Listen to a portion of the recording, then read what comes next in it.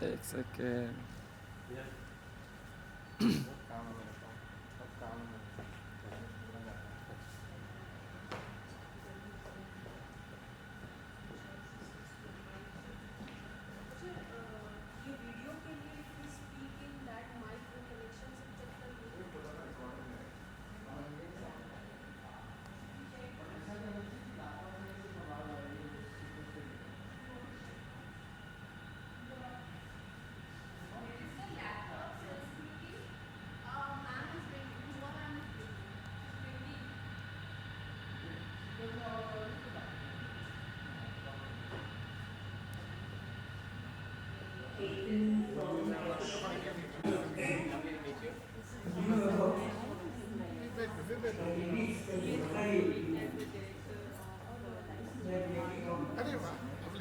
Interior of their house.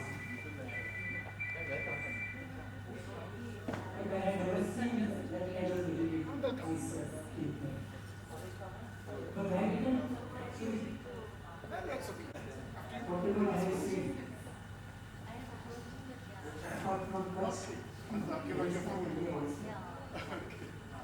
some things we are supposed to take a little new form, but it's there in my work. Another politicians in Tamil to help us. So they are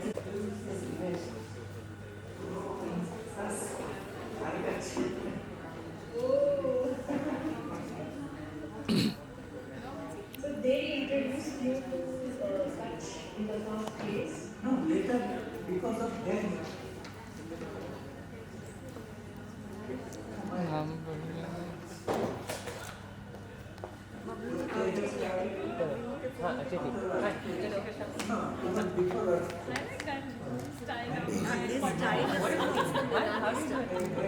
You actually do, you got to go and catch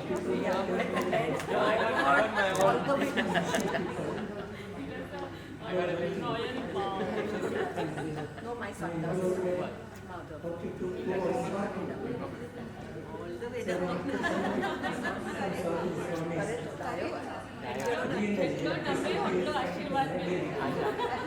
That explains a lot.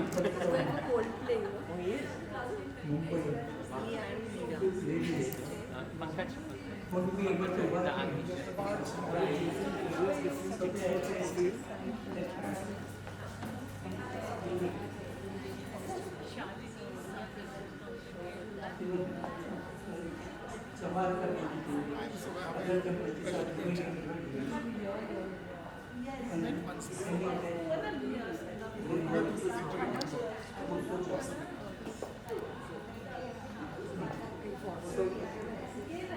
Because of fusion, Coming. there were women who would actually make the image that they saw in embroidery on a cloth. And you were right there, taking images of what we saw. They were taking that photograph and did you change pattern? this Sharma, photographer from Delhi, it's a bit of a Marxist idea. I mean, taking images to show off. I didn't know what I was doing. All I do is making pictures which are Here is about the art. That's Manjeet.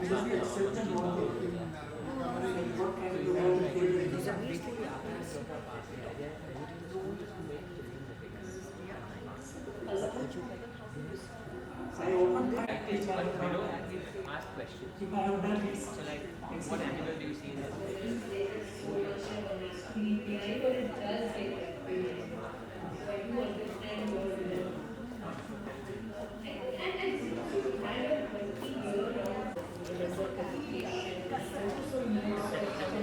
Individual experience.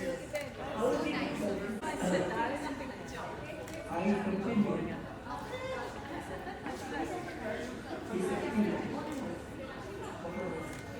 Not only touch but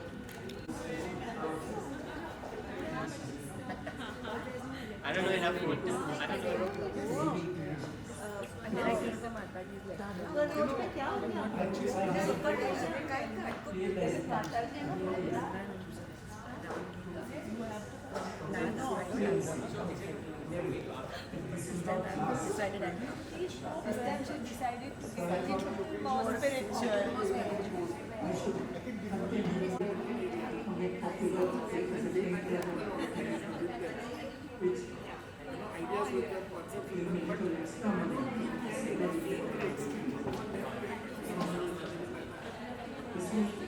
More important for me.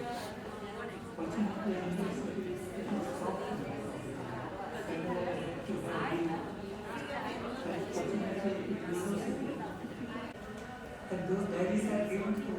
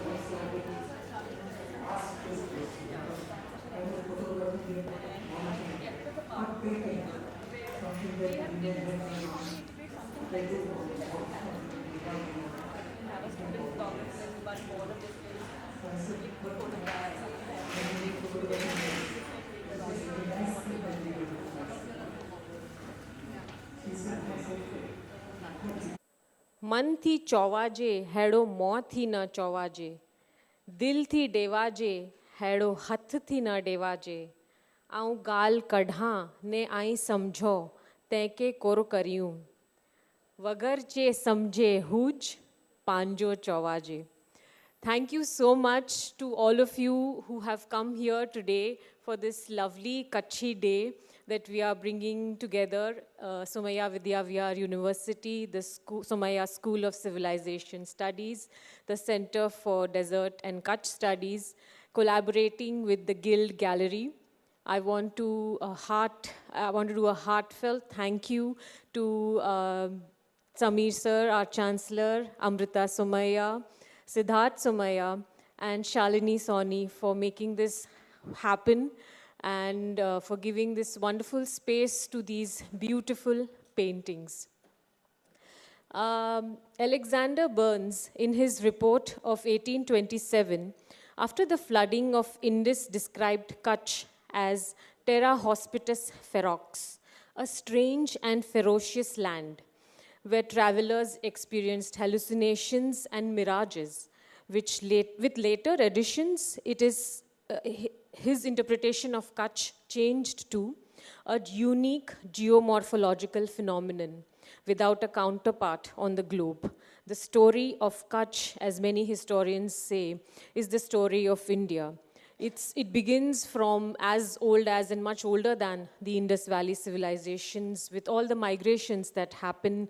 And it's also very similar to the story that happened throughout India.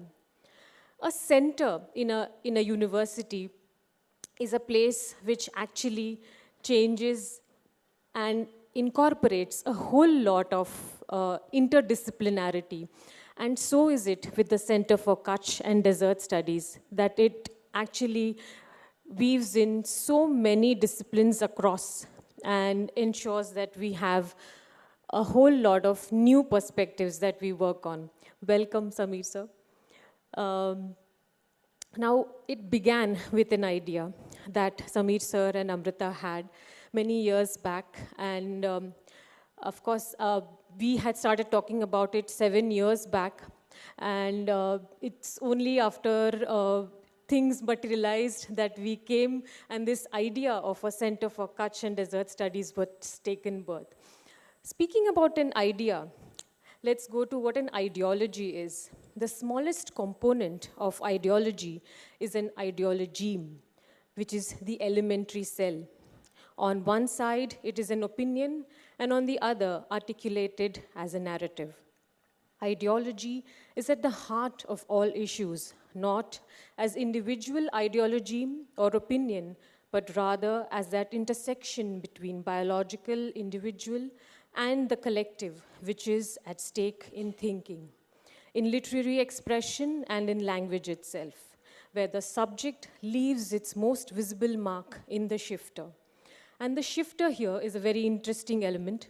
It is a linguistic term for blank words, pronouns, temporal, spatial, and expressions like here and now, which means shifting according to the situation or context. And for things like a small district, which is the largest district of India, we have to incorporate a whole lot of things that make it alive to the people who are living today. Keep the things that have been ancient so alive to them who are in this contemporary world. We have undertaken various development projects in Kachch. We aim to do 100 libraries, which is the pet project of Samir sir. We are all here to fulfill that dream. And along with this development happens an interdisciplinary research in EVS, physics, chemistry, Gujarati, education. We've had students writing research papers from various fields after they come back from these research trips, doing cattle survey, doing classroom ecology, doing work on, as we will see from today onwards, on fine arts, photography as well.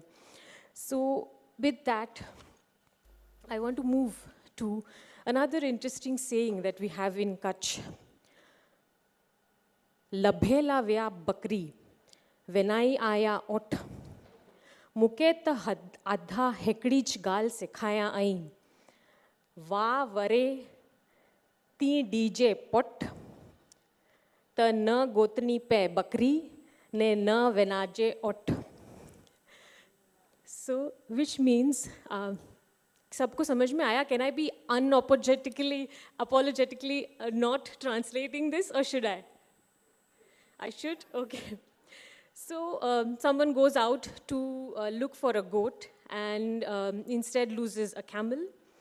But my father told me that when the wind blows very harshly, give the back to it so that you are protected and you don't have to then lose your goat or the camel. So you have to move with the time, with the tide, and as much as Kachch is forgotten by people as we've moved on, we all don't want all of us to forget this heritage. It's rich, rich heritage that belongs to us. It's all for us to upkeep, to protect, to preserve. And along with that, I want to get back to a little bit of culture, because this, along with this heritage, there is a whole lot of academic work that we are doing to ensure this soft power of Kachch remains as it is.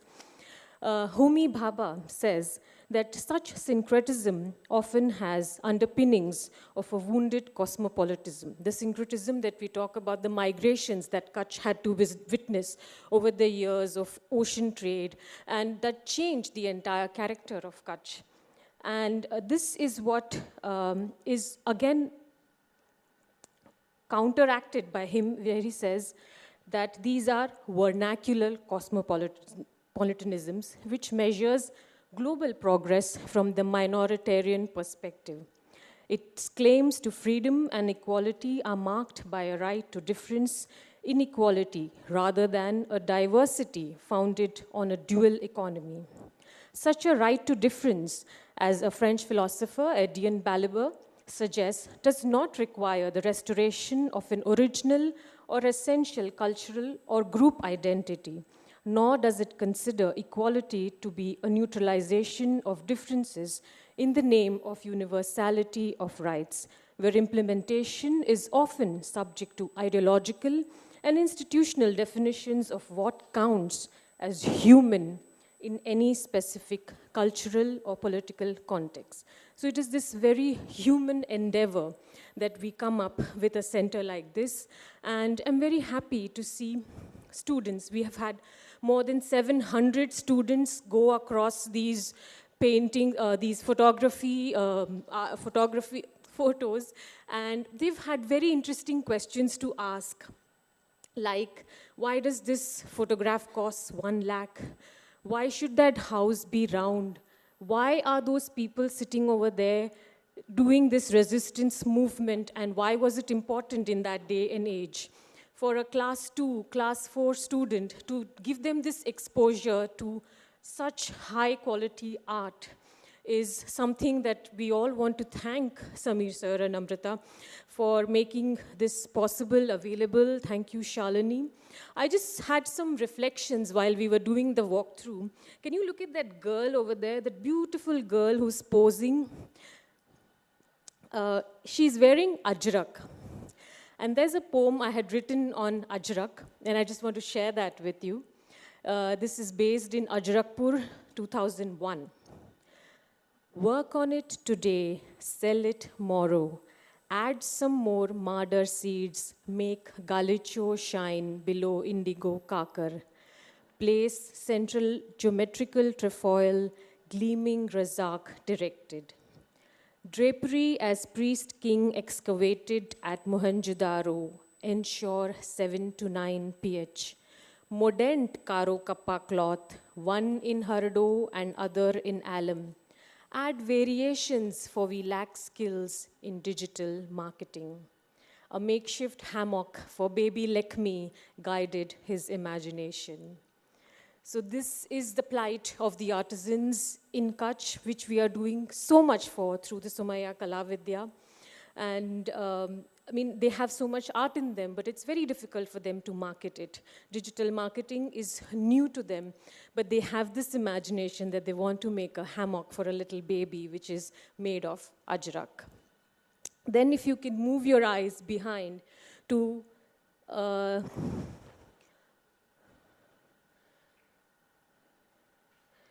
the second photograph where the woman is walking with water pots on her head. That's Bunny, the photograph clicked in 1976. And beside her is Gando Bawad. For those of you who know a little about Kachch, this is a very wild breed, Juciflis pluriflora. And there's something that I want to share about that. This was a poem called Being Left Behind. And these are the coordinates. Marked in coordinates 26 degrees, 19 minutes north to 23 degrees, 52 minutes north, and 68 degrees, 56 minutes east to 70 degrees, 32 minutes east. Wetland, dryland, wasteland, Bunny. In its jaded mellowness, flashed with banners, annual Pashu Mela. Cattle make no note of time, nor do its possessors, and those over them in a loop of continuum. So it is that lawsuits have been unsuitably over time. Like the omnipresent Saraswati, menfolk arrive in all her absence, trading in Bak Malakhado. Meanwhile, a plinth reads, geography participates every day, and linguistics flattens into cartography, degenerating eco-capital. Although women folk built the bhungo, and after every internal migration, being its matriarch is unheard of. In the vastness and its emptiness, seated away by dammed rivulets, staring at blurred, briny waters, focusing on the excrescence on the blade of a grass, see, anthropocentrically catechized, why can't I be a Gando Bawad meandering seamlessly in a Simado? So this woman who builds the house is not a matriarch. She has done all the work to raise the cattle, but she's not allowed to be a part of the cattle trade. And she only imagines that if she was this wild Gando Bawad of Kachch, where she could just go around without being stopped by anyone and just explore the Simado. And the last one that we'll talk about is appearance and reality, looking at that girl over there, clad in jewelry, fine jewelry of Kachch, which was taken in 1977 in Panch Mahal. That girl seated with her hands like this and all jewelry around her. Designs can be classist or classicist, solidified tradition molten into dagina, designing a mark of estrangement. browsing through Saraf Bazaar, being the ogling other, placing her neck against the glass pane, right where the jawhar poised itself on the ultramarine blue velvet, leading with her chin up. Nudging at the surging goat, chewing on her sap-green undhani, with her kado to fulfill her undreamt reflection. Diving her fingers between her breasts, one unfeeling, C pulled out the dangling locket. It appeared as if she were to dip it into an inkpot and sketch the thoria. It went diagonally up, gyrating into a silver utilitarian ear cleaner. To make her listen amid the warmth of her bosom, catalogues of Cartier's new collection. And I would also want you to reflect on the Quran school, which is there, which is taken in 1976. Oh, I think that photo is over there, where there are children seated in front and there is a teacher teaching them, which speaks a lot about the Samp Dili of the people of Kachch. With that, I want to say that it's been exceptionally wonderful for Kurush Dalal to come here and deliver a lecture on the history of food. He is an Indian archaeologist, historian, and culinary anthropologist. He has his PhD in early Iron Age. He is the Institusen School of Archaeology director, Joint Director, CEMS Institusen and Salsat Explorations Project, Field Director, Chandor Excavations, Consulting Editor, Live History, India, and Assistant Professor, Archaeology. He combines his knowledge of archaeology and history with his passion for cooking to research foods. He has helped popularize these fields by organizing various projects and workshops. And he, as kind as he is with the way he helps students, researchers, teachers, he is kind enough to share so much of information that he's shared over the years in this field. And with that, I want to invite him and speak to all of us about the history of Kachchhi food. Thank you very much all for being here. Samirji, the entire Somaiya family. It's always so nice to be back at Somaiya with such incredibly innovative, interesting, thought-provoking programs being held here. Big thank you to the Kachch Center, to the Center for Desert Studies, and of course to Somaiya Vidyavihar. And finally, of course, to Yamini ji and her team for putting this together, and the photographer whose amazing display is seen all around us. I was a little taken aback when I was asked to speak on the food of the Kachch, and I was then told very categorically 45 minutes.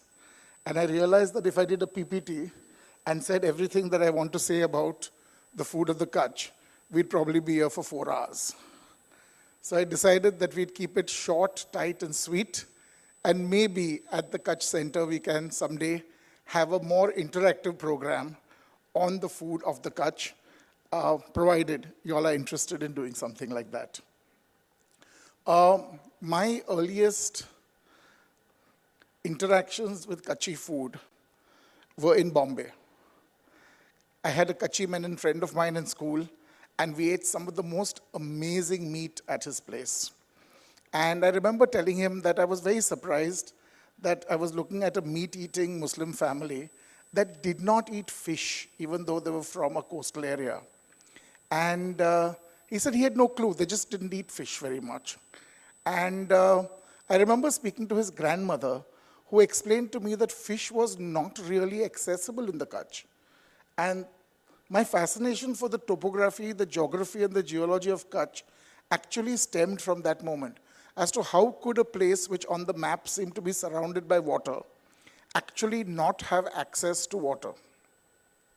What I found out as I went on, and I had a very close friend of mine who was a Kachchi Bhatia, and just thinking about her and the food I've eaten at her place gets my mouth salivating, and I have to take deep swallows to keep talking to you all. Things like telia bataka and lasagna bataka. And the more I ate the food of the Kachchi Bhatiyas, the more I realized that the food of the Kachchi Bhatiyas, as it stands today, is hugely different from the original food of the Kachchhi Bhatiyas. Because the Kachchhi Bhatiyas today use ingredients that they have been using for less than the last 250 years in their food. And this really blew my brains. In the late 1990s, I had the amazing good fortune to work on the excavations at Dholavira under Dr. R.S. Bisht of the Archaeological Survey of India. I was working right on top of the Citadel Mound, and I had this twinkly-eyed, very, very mischievous-looking supervisor for my crew, and his name was Jaimal Bhai. He's one of the top guides at Dholavira today. And on the second day, very hesitantly, Jaimal Bhai looked at me and said, "Cha leso?" And I was like, out in the middle of nowhere on an archaeological mound, and he wanted to have tea. So I was like, I'd love to have a cup of tea, but I don't really see tea appearing over here. He said, "Na, tame fikar na karo. You don't worry." So there was a beautiful clump of bushes very close to where we were working. Jaimal Bhai disappeared there. 15 minutes or 20 minutes later, he came out with a little blackened aluminum teapot and a stack of saucers. Now, I don't know how many of you all have drunk tea in Gujarat and the Kachch. I don't know what they do to their cups. I have absolutely no idea. There are no cups that are drunk out of. No cups were harmed in the drinking of tea. Tea is drunk out of rakabi, the saucers, regular saucers. I mean, there are probably shops that sell cups to somebody else and saucers are just sent to Gujarat and the Kachch, okay? So this stack of rakabis, he comes up to me. Luckily, I had been well trained at a previous excavation in Saurashtra. So the moment he filled up the first rakabi, I quickly picked it up. And there was this lovely, creamy, slightly odd tasting, sickeningly sweet tea. I mean, how else can you have tea, right, if you're in Gujarat? I mean, please. And I was completely gobsmacked as to how this tea had appeared out of nowhere on the island of Khadir on an archaeological site. So the deal was like this. The entire crew liked to drink tea. Like all Gujarati people, their engines run on tea. You know, that's the number one fuel. And, well, we had tea twice a day after that for the entire month. The deal works this way. Every day, one person brings some sugar, another person brings some tea leaves. There is a community pot that has been donated, God knows when. There are 3 stones, and everybody picks up twigs on the way to the site. The most ingenious thing is how milk turns up for tea. So on the site, there would be various goats set to graze by various different people, and the nearest goat walking by was caught by one horn, dragged behind the bushes, and milked straight into the teapot. Straight into the teapot. Okay? So I looked at Jaimal quite horrified when I found out about this about a week later and said, "That's the guy whose goat it is, know that." So he said, "What's his goat doing on my excavation site?" So I was like, "Jaimal, it's not quite your excavation site, but never mind that. I completely agree with your ethical stand on this, that your site, his goat, your right to the milk." And since then, I have been fascinated with the history, archaeology, the geology, the people, and the food of Kachch. So as I moved further into the field of archaeology, the Kachch kept coming back. The Kachch has always been a crossroads. And this is something that you have to understand, that for a very long time, the Kachch, a lot of Kachchi people might be upset about it, was known as Little Sindh, because it was virtually an extension of Sindh. Okay, so it was very commonly known as Little Sindh. It was, of course, known as Kachch. I don't know how many of you all know this, but the Kachch is the largest district in India. There is no larger district in India than the Kachch. There are entire states in India which are smaller than the Kachch. Kerala, for example, would be swallowed by the district of Kachch. Haryana would be swallowed by the district of Kachch. So it's not just Kerala. hanging down there on the side of India. The whole of Estonia, an entire nation, would fit inside Kachch. That's how large Kachch is. And one of the things that normally puts people off in visiting and being involved in the Kachch are the long distances between locations. But that is the beauty of the Kachch. It's traveling from one location to the other, across the Little Run, into the Great Run, back again into the Bhuj area, into the Banni grasslands. That is the joy of being in the Kachch. And the Kachch is an incredibly arid zone. If you travel through the Kachch in the month of April or May, everything is shades of brown and yellow. There is virtually no green unless there are a few perennial evergreen trees that you come across, and of course, miles and miles of prosopis, or our good friend Ganda Bawal. So Ganda Bawal, also called Australian bubble, was introduced from Australia to India in the hope of helping the climate of Gujarat and Maharashtra and Kachch. It grows wildly because almost nothing attacks it. It just loves India. And it had become quite a menace for some time. And then the people of Gujarat and Kachch suddenly realized that they had an amazing source of renewable firewood. Because the faster you cut down the Ganda Bawal, the faster it comes back. So Ganda Bawal has now become a huge industry in its own right. It's also reforested and re-animalized large portions of Gujarat and the Kachch. I have seen herds of nilgai where they were never heard of for the last 100 years coming back because of Ganda Bawal. The nilgai is always followed by jackals and hyenas, and of course by leopards. And then, because the nilgai are doing their thing, various other deer species and wild boar also end up in these same Bawal jungles, or Ganda Bawal jungles to be more precise. I have seen entire landscapes which were bare, now completely covered in green, thanks to just this one species. And it's great for all the nomadic pastoralists. And if there's one thing that the Gujarat and Kachch really has to boast about, it's the various nomadic pastoral groups that they have. The Maldharis and their buffaloes, the Meghwals and their sheep and goats, and of course the Rabaris with their cattle and their camels. And these communities have been the mainstay of transport. Today when we look at nomadic species of peoples and groups and tribes, we look at them as just kind of circularly moving within the landscape, kind of aimlessly. A lot of this has to do with modern boundaries.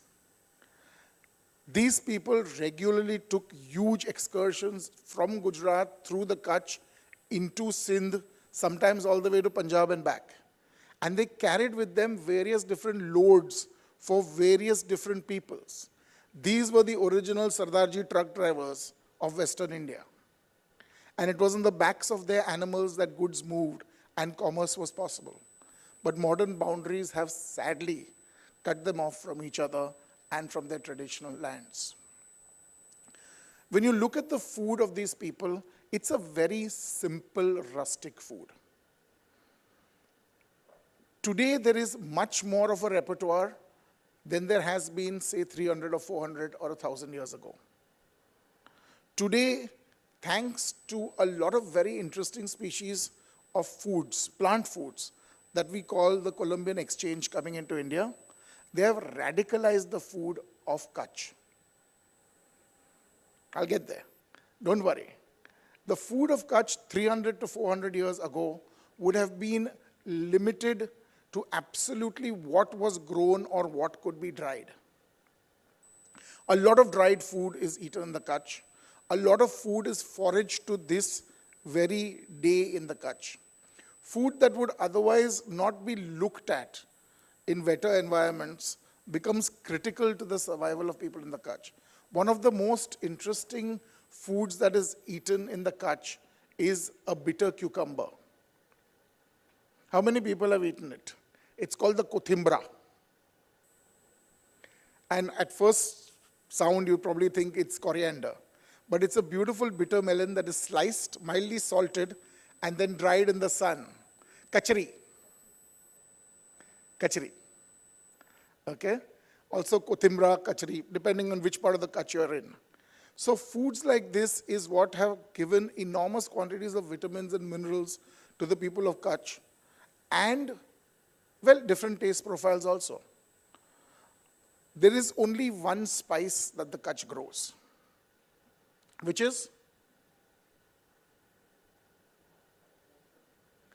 cumin. Cumin, jeera.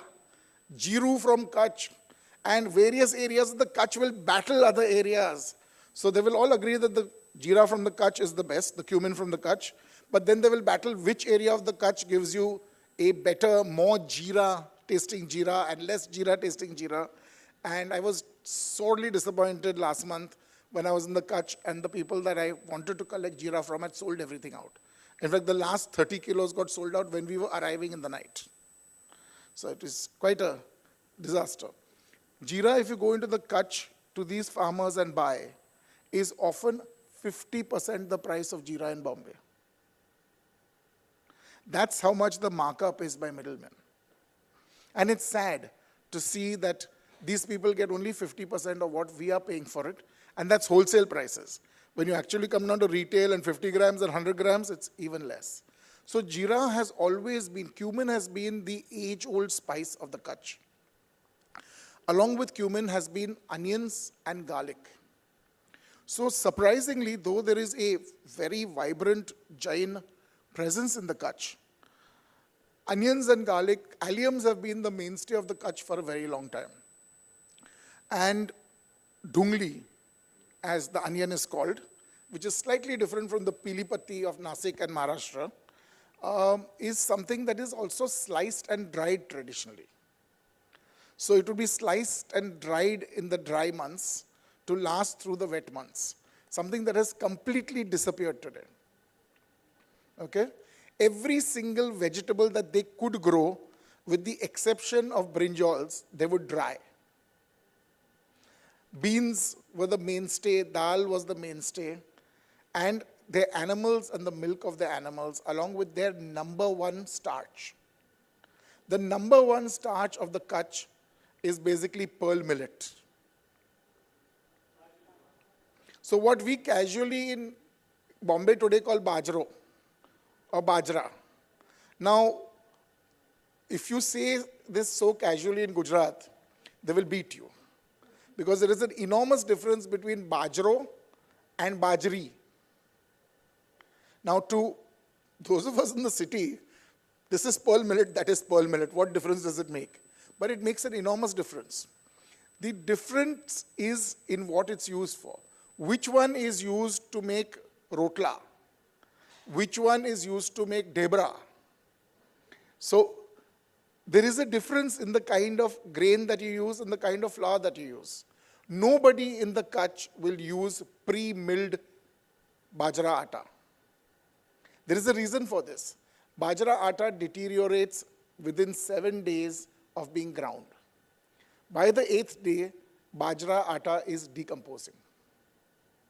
So when you buy bajra atta from a shop, which gives you a 3-month window to use it in, it's already dead. And its nutritional values have already gone down.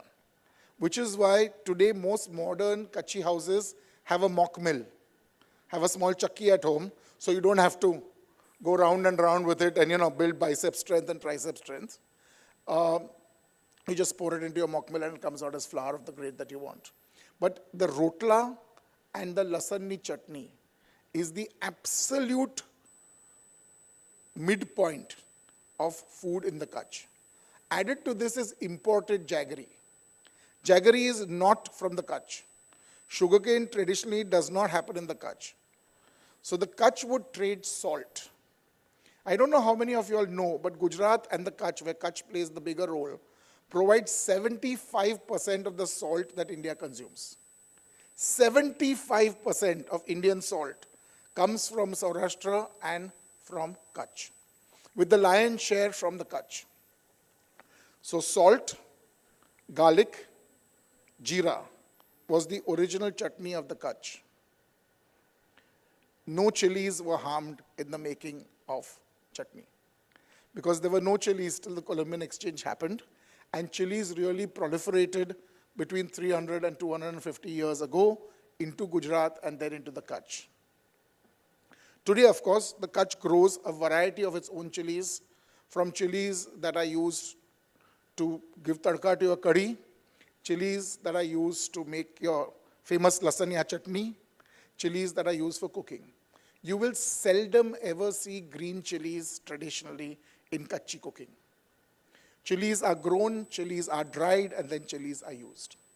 Kachchi cooking is not for the faint of heart. It's like we tell people, India is not for beginners. Kachch is definitely not for beginners. Just good chutney and bhakri is something that you would eat day in and day out, 2 to 3 meals a day. More often than not, 2 meals a day. If you were working people and you ate 3 meals a day, you ate something called Bajrani Rab. Is there anybody here who's eaten Bajrani Rab? Arey wah! Arey, that's very heartening to see. Because Bajrani Rab has otherwise disappeared. It's all become Makkani Rab. Okay, so it's coarsely pounded pearl millet, which is cooked with buttermilk.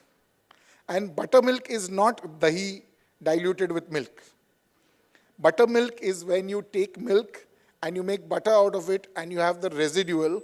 And the reason it is consumed is because it's intensely high in protein. This is what your whey protein is made out of. This is that stuff that you're scooping out of those large containers and going power building with when you're going to the gym. Just drink a liter of real chas a day instead of that diluted curd nonsense.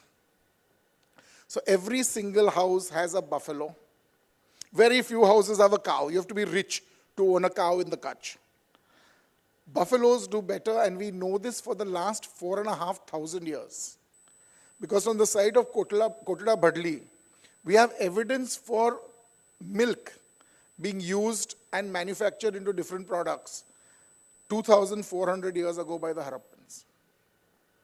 So telling us, though the Harappans ate cow meat, as in not female cattle, but male cattle, bullocks, it was buffaloes that were giving them their number one milk. Now you will have lots and lots of people tell you this absolute nonsense that, oh my God, cow milk, fantastic. Your spirituality will increase and your various things and things like that. All very fair. But cow milk, as far as its potential for helping your body is concerned, is here. Buffalo milk is here. And the reason for that is very simple. The best cow milk that you can buy, the best, has 4.5% fat. Okay? Now if you have hybrid cows, or if you are taking very good care and really have Gir cows, real Gir cows, not duplicate, you can bring it up to 6%. The worst buffalo milk in the world, the lowest quality is 6%. A good Mara buffalo will give you 10 to 11% fat per liter. You want to make butter, buttermilk and ghee, that buffalo is way ahead of the curve. We can argue about the Ayurvedic potential of cow milk till the cows come home. That is a different thing altogether. As far as your body is concerned, and the fact that fat is a very essential part of the food you need to eat, and that animal fat is far easily digested by the human body than any vegetable fat. So no amount of beautifully refined, non-refined, unrefined vegetable oil is really absorbed by your body the way butter and ghee are absorbed. Not to mention that no vegetable oil in the world has vitamin B9. Ghee does, in spades. So butter and ghee are what your body really need and not oil. And that's what the people of Kachch will tell you. That what do you put on your rotla? If you got fresh butter, you put butter. Otherwise, you put ghee. Traditionally, the ghee is stored for use in a beautiful vessel that looks like a teapot. Way before teapots were in use. So if you go to Leelpur near Rapar and you go to the crafts village, they will sell you these little teapots. There will be no milk jugs, no sugar pots, just little teapots. These teapots have been around for the longest time ever. because this is what you put the ghee that you're using in. And you put this teapot right next to your clay stove. Your beautiful horseshoe-shaped clay stove on the floor, you stick your teapot to it. This keeps the teapot warm and it keeps the ghee running out of it, so it can be poured without wasting any ghee, without putting any spoon into it. Okay? And it's little things like this that the food of the Kachch is about. The fact that you can cook everything in the Kachch in 3 vessels. 3 vessels is all it takes. 1 kadai, 1 pot, and 1 tawa. You're set. You need 1 dal ni kachchi, which is usually actually a kadhi ni kachchi.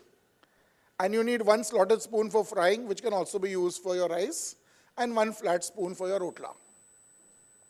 3 vessels, 3 implements, a knife.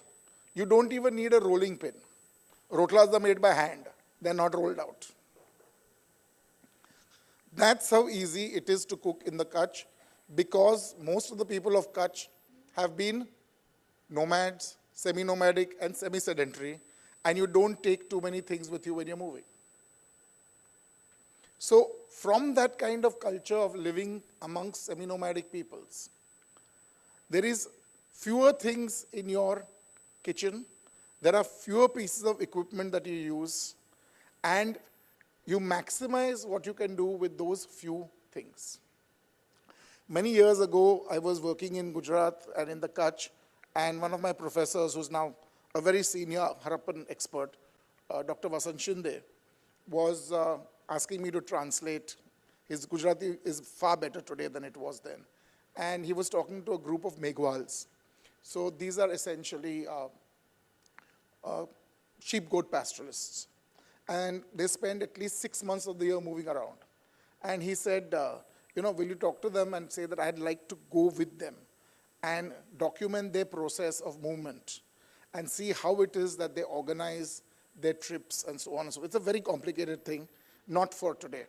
But I remember the leader of the Meghwals, beautiful, incredibly handsome, tall gentleman with huge white mustachios, play with his mustachios like this. There was a big smile underneath his mustache. And he said, and I'll say it in Gujarati before I translate it, Sinde sahib ne kejo, ke jade chomasama varsad pade ni, kadai ma dal koi divas khatam na thai. So tell him that if he wants to come with us, to understand that in the rains, the dal in the kadai never gets over. So we'll be out in the rain, we'll be cooking in the rain, and it'll keep on drizzling into your food. And you'll all be dipping your rotlas into one kadai, and it'll look like the dal is never getting over, but just getting more dilute, thanks to the rain falling in it. So they're hardy people who live incredibly hardy, incredibly tough lives. They're also continuously moving across the landscape, and they're doing some of the most fascinating things. Today, potatoes and chilies have radically changed Kachchi cuisine. Your telia bataka, your lasagna bataka, none of it can be made without red chili powder or red chili paste. Potatoes are there in every walk of life. Where once the main available vegetable was brinjals, and brinjals. The people of the Kachch made a delicious variant of the bharta called the odho. Have all the Sindhis over here eaten odho or not? Sorry, Kachchis? Only one hand went up, 2, okay. 3, 4, 5, all have eaten. Good, thank God for that. So, a delicious dish. Do you see it anywhere when a Gujarati thali is made? No, Samirji, not at your house. But when you have a Gujarati thali that's served, nahi, ghare nahi, I'm talking about outside. Where do we see this food of the Kachch ever showcased? We have Kathiawadi food, we have Surti food, we have Ahmedabadi food when you talk about Gujarati food. Where is the Kachchi restaurant? But how much in Aram is Gujarati and how much in Aram? Chas. 1 day old chas is called Kachchi beer.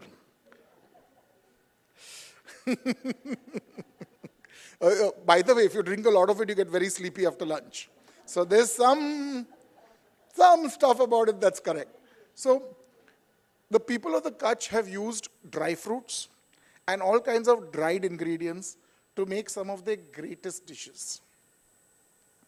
So what is the greatest mithai from the Kachch? Pedo is just milk that is reduced. Not adadhya either. Right. Gulab Pak. Whether gulab petals don't come from the Kachch, whether dry fruit doesn't come from the Kachch, only the mavo comes from the Kachch. But it is such a unique dessert made with dried rose petals. And it is such a deliciously divine dessert that my mouth is definitely watering, and I haven't eaten it for more than 10 years. Okay? So I want to ask why the Kachch Center does not do Kachchhi lunch. Kachchhi lunch regularly. Chalo. So that's awesome to hear this. So the food of the... That's a fabulous idea. That's a really fabulous... There are dishes that can be sweet and savory at the same time. But ghee gudni rotli is, all over Western India. On the other hand, the people of Kachch have a very interesting variant of the khaja, which can be sweet and savory. Pakwan. This is not to be confused with the pakwan of Sindh. So you can have a salt and chili powder pakwan, and you can have hot pakwans dropped into sugar syrup. Okay? And they make a sweet dessert. So depending on which way you look at it, so many things can be used in multiple routes and multiple ways. Some of the best churma that I have eaten is made with bajri. Again, something that is disappearing. So much of this food is so simple, so on point, amazingly healthy. See, this is the thing that you've got to take away from it. It's amazingly healthy food. It's simple food. There are very few fresh ingredients. Because fresh ingredients weren't easily available. Okay? When there are, in the winter, everybody in Kachch eats things that are green. They grow their own tur dal and they eat lilwa till it's coming out of their ears. And they make a lilwani kachori, not gugra like the rest of the Gujaratis. There's that beautiful, large, round kachori that comes from the Kachch, which, again, I haven't seen in the last 30 years. But, ke sera sera. So, genuinely request all of you all to visit the Kachch and eat Kachchhi food in the Kachch. Visit those amazing chhatris in Bhuj, the fort at Lakpat, the amazing Dhau building yards at Mandvi, to look at the sites of Dholavira and Surkotada, to visit the various different fossil parks, and to come and visit a part of India that is incredibly beautiful in its incredible simplicity. So thank you very much to Kachch Center and the Somaiya family. And let's do more stuff.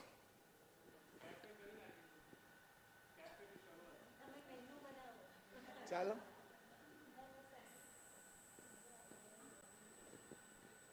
Any questions, comments, anything?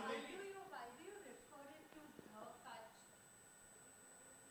Normally we say Gujarat and Kachch. So I'm very curious. So, honestly, I don't see Kachch and Gujarat as being one. I'm sorry. Why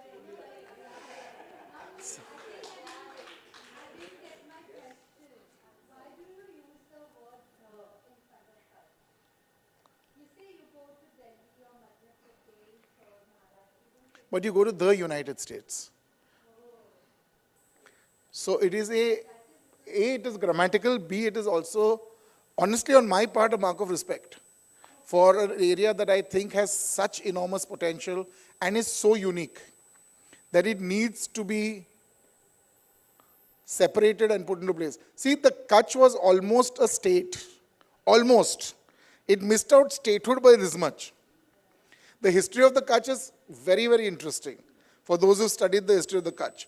The Kachch was 3 kingdoms. Then the three kingdoms were brought together by one amazing Kachchhi ruler called Pragmalji. Okay? He brought it together, and then you have a single dynasty ruling Kachch. You have some of the most beautiful silver coins that come out of the Kachch, called the Kachchhi Kauri. So I also have quite a few. And what you'll be surprised to know is that none of that silver is reused silver from anywhere in India. All of that silver comes in from the Gulf.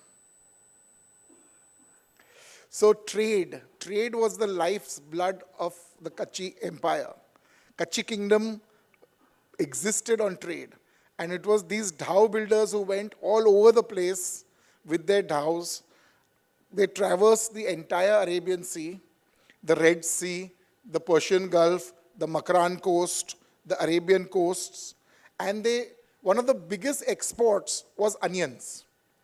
So this is something that today we don't realize because we've got very different ways of shipping food.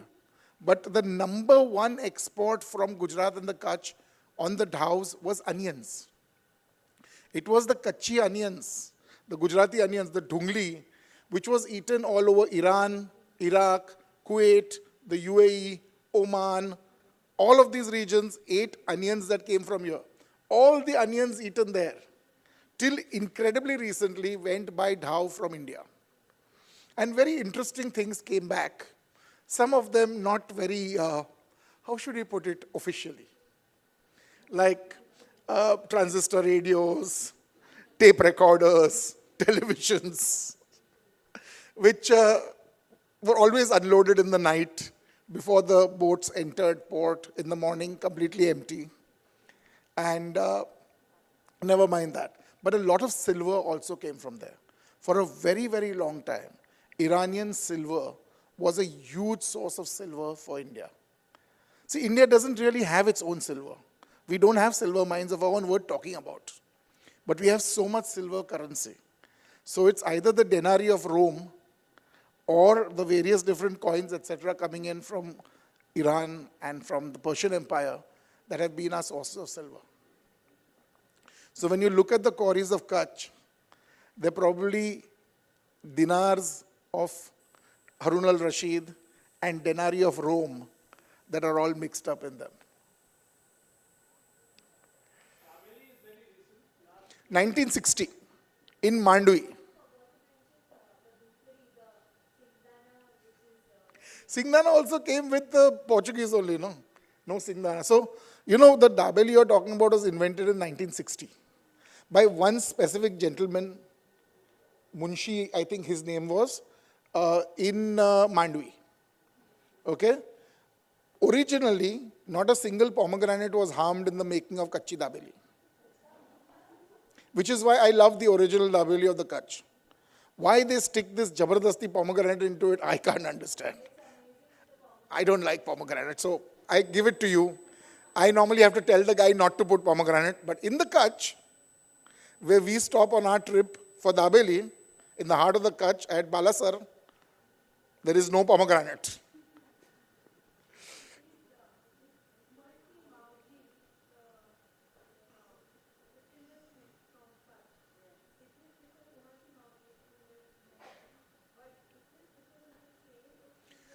So most of the silversmiths made coins into jewelry. See, women carried the wealth of the family, especially if you're nomads.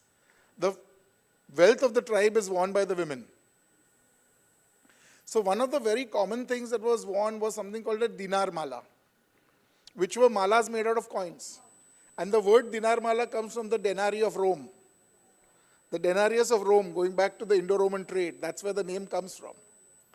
So silver coins with a hole punched in with a nail would be worn around the neck. And sadly, most of those are gone. Most of those beautiful ones are gone. Gorgeous silver anklets of different types. Kadas and anklets, both of them. Kachchhi women don't wear them any longer. Those beautiful yokes that they would wear around their necks, again all gone. Those amazing bangles of half a kilo, and 1 kilo weight, the whole set, all gone. The bajubans, I don't see anybody from the Kachch wearing them any longer. And forget about the Rabaris or something who used to wear, shell and camel bone. So the times they change, fashions they change. Hopefully the Kachchhi cross stitch stays alive. So Jhulelal basically is a very interesting deity who is the deity of Hindus, Muslims, somewhat Jains also as a sub-deity, and the entire, so this is again a Sindh-Kachch connection. So Jhulelal basically comes up the river every year and he rides on a pala. So the pala is basically the hilsa basically. So he rides standing on a giant hilsa and he comes to this little island just before the Sukur Barrage. And the Muslims call him Lal Kalandar. He is the same guy who is Jhulelal. He is also Peer. He is also other things. He was not really a god. He has been more and more deified over the last 200-300 years. And it's a very interesting, very syncretic thing. So Sindh and Kachch have had Muslims and Hindus living side by side, working side by side with no problem at all. You go to the Mandvi Kachch builders. Katan was just talking to me about this. And you will see Muslim craftsmen and Hindu craftsmen working side by side, shoulder to shoulder. There's no natak about tera chhaya mere pe pada or some nonsense like that, or you drank my water. None of that. You're working together. There is incredible symbiosis. What your faith is your faith. It's at home, not where you're working. Food is sent to each other's houses because they don't eat in each other's houses traditionally. So Muslim families will send raw food over to the Hindu friends. So rice, bajro, dal will be sent over when there's a wedding in a Muslim family. And in a vegetarian Hindu family, they will actually send food over. So there is a very, very interesting syncretic relationship. So at the island, I forget the name now, I'm getting old, hard disk has got bad sectors. You will have Kalandars performing side by side with Sindhi Hindus. So a lot of Punjabis also believe in him. So he is a patron of, the environment, etc. to a large extent. The Sukur and Rohri barrage has changed the Indus, the lower portion of the Indus tremendously.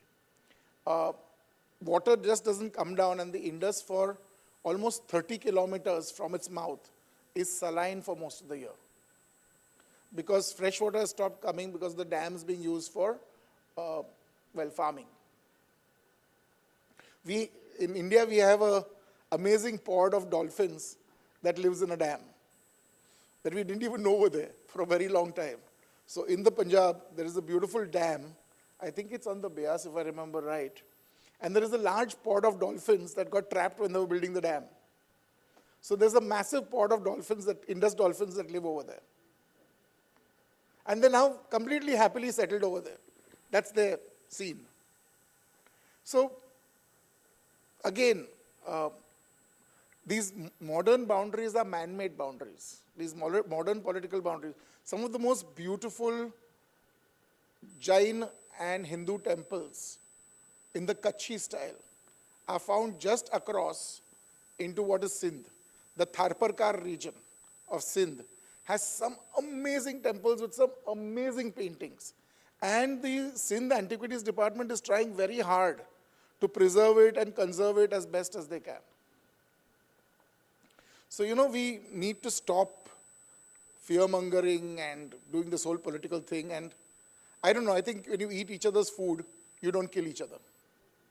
It's one of the surest ways of not killing somebody when you share food with them. There was a lady, yes. Yes. So Hilsa basically lives in the sea. It only spawns in the river. So the Bay of Bengal and the Arabian Sea both have Hilsa. It is called Pala. Okay? It's only called Hilsa when it runs upriver to spawn. Okay? And similarly in the Indus. So the Indus and the Ganga share a lot of species that come into it from the sea, share a lot of, so the Gangetic dolphin and the Indus dolphin are the same dolphin species. They're blind as bats because of the murky water. They use only echolocation. Most of the species of turtles are also the same. So it's humans who divide things, not nature. There was one of the young ladies had a hand up.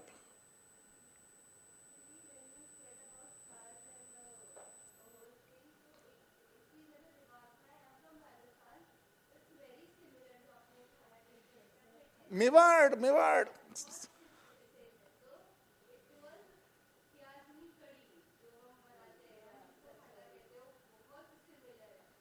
So, कोई बनाता ही नहीं है ना आजकल. और ये जो गुजराती पतली कढ़ी होती है वो कच्छ और राजस्थान में नहीं खाई जाती है. वहाँ की कढ़ी होती है वो गाढ़ी होती है. It is a much thicker curry.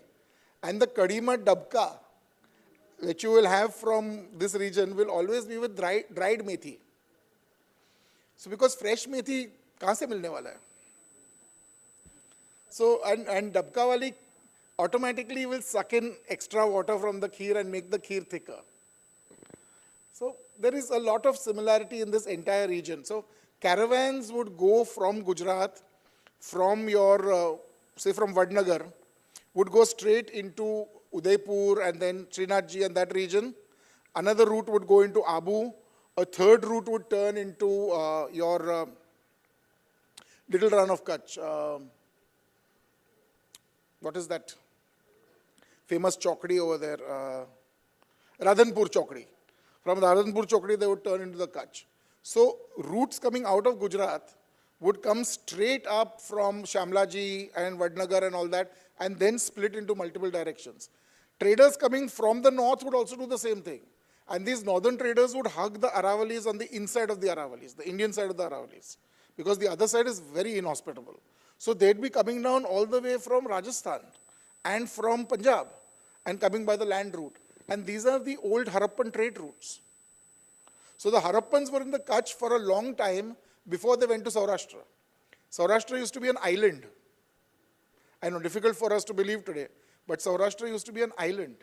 There were local Bronze Age cultures in Saurashtra who were doing their own business. When the full-fledged Harappans landed there, you know, they just came there and they plonked themselves down. So there is no evolution of the Harappan in Gujarat. They arrived there and then they devolved. They didn't evolve in Gujarat. And what we call the Sorat Harappan and so on and so forth, and the Anartha culture of the Little Run of Kachch area, and the Kachchhi culture. So in the Kachch, you see an entire development of the Harappans. You see the early Harappan phase in the Kachch, which is local to the Kachch, and which then amalgamates into the wider Harappan culture. So much of that, they used to grow wheat. They had water management that will scare the hell out of people today. Water management that can be duplicated today. Does anybody know how many rivers there are in Kachch? There are 92 rivers in Kachch. Now you'd wonder where those damn rivers are. So most of them are seasonal. They carry water during the rains. What the Harappans figured out was how to do large-scale water harvesting. And they would do open water harvesting. So, you know, water harvesting where the sun is regularly dehydrating your water source. So they would do it in such deep, such large dams that it's unbelievable. I mean, if the Kachch studies people want, I'll come sometimes and talk just about Dholavira and the water management at Dholavira.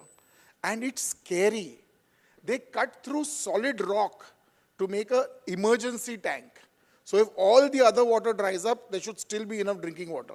On the entire city of Dholavira, in the mature Harappan phase, there was one well, just one well in the citadel complex. The water that was drunk by the people of Dholavira was rainwater that was harvested. That one well was for extreme emergencies. But for slightly less extreme emergencies, they had what is called the deep tank in the annex. They cut through rock. When you look at it today, you're thinking that they did this with just copper bronze tools. And you're wondering how they have these, it's like they took a laser and sliced through it. So at one point between the two layers of limestone there was a sometimes you get a lens of clay. So the water would drain out from there.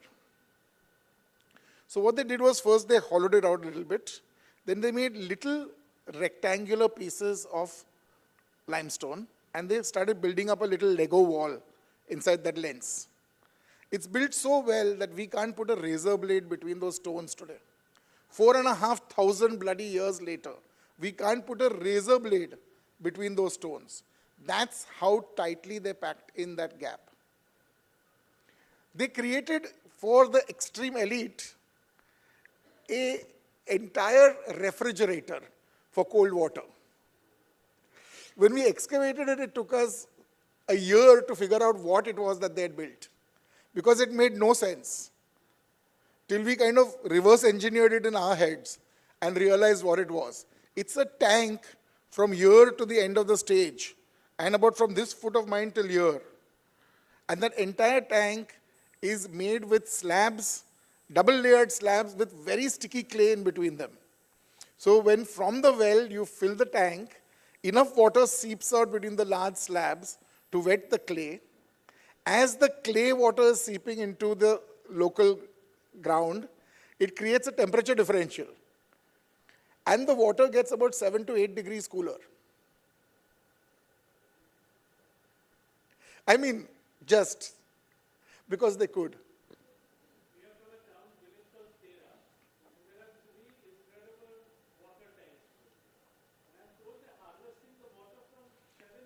I was about to say that, yes. Yeah. The tragedy is that it's also full of kachra. No?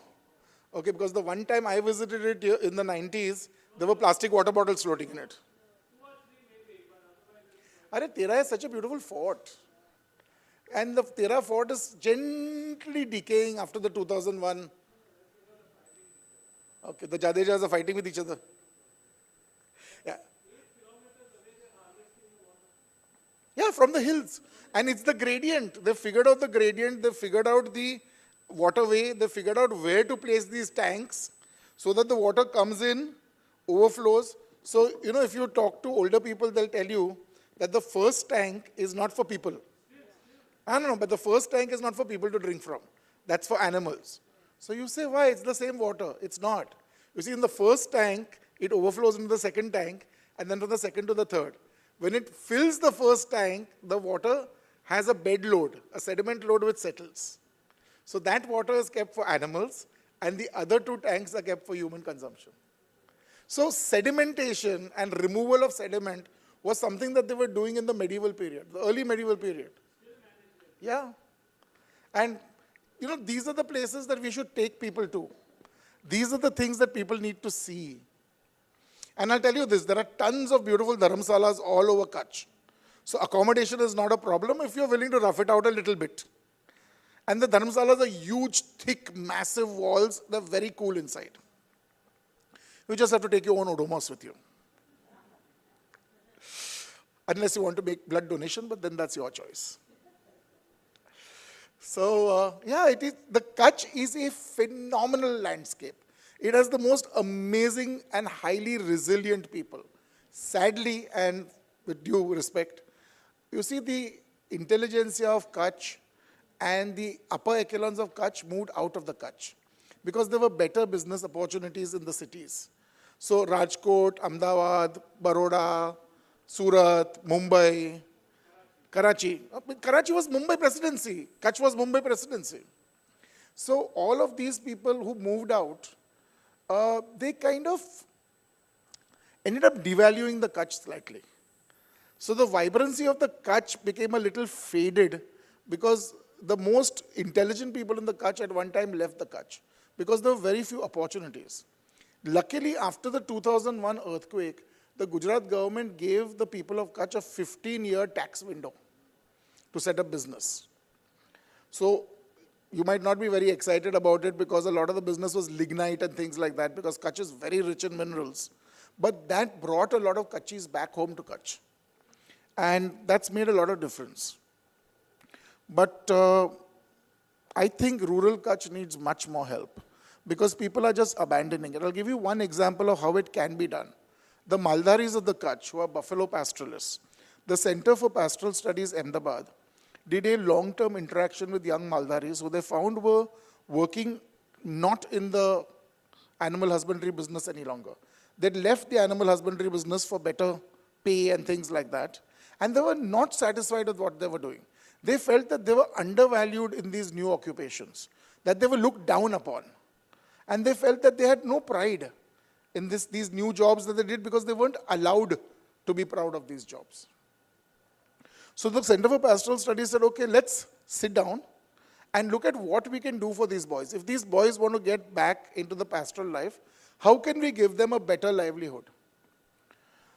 So they did something very interesting and very unique, and I'm incredibly impressed by them for doing it this way. They brought a group of young, sadly men only, because it's a very misogynistic society. You need to break down those barriers slowly. They brought a lot of young men together, and they took them to RA. And they showed them everything that can be done with milk. Condensed milk, butter, ghee, cheese, chocolate, powdered milk. They said all these things can be done with milk. Now, what would you like to be trained in? So they did a deep dive. They came out, and they were asked, what is it that you want to start making? And what blew the Center for Pastoral Studies' minds was they wanted to make cheese. So I said, you want to make cheese? Yeah, we don't want to make Amul cheese. We don't want to make that. That is not cheese. We want to make real cheese. So they got in touch with Namrata from Kachchhi Cheese in Chennai. And she came down and did a 2-month conservancy with these boys. For 2 months, they sat and talked about how to make cheese and experimented on making cheese with sheep milk, camel milk, and buffalo milk. I don't know how many of you all know there is a breed of camel called the Khari camel or the Khairi camel. They live in the Banni area and they do not drink water.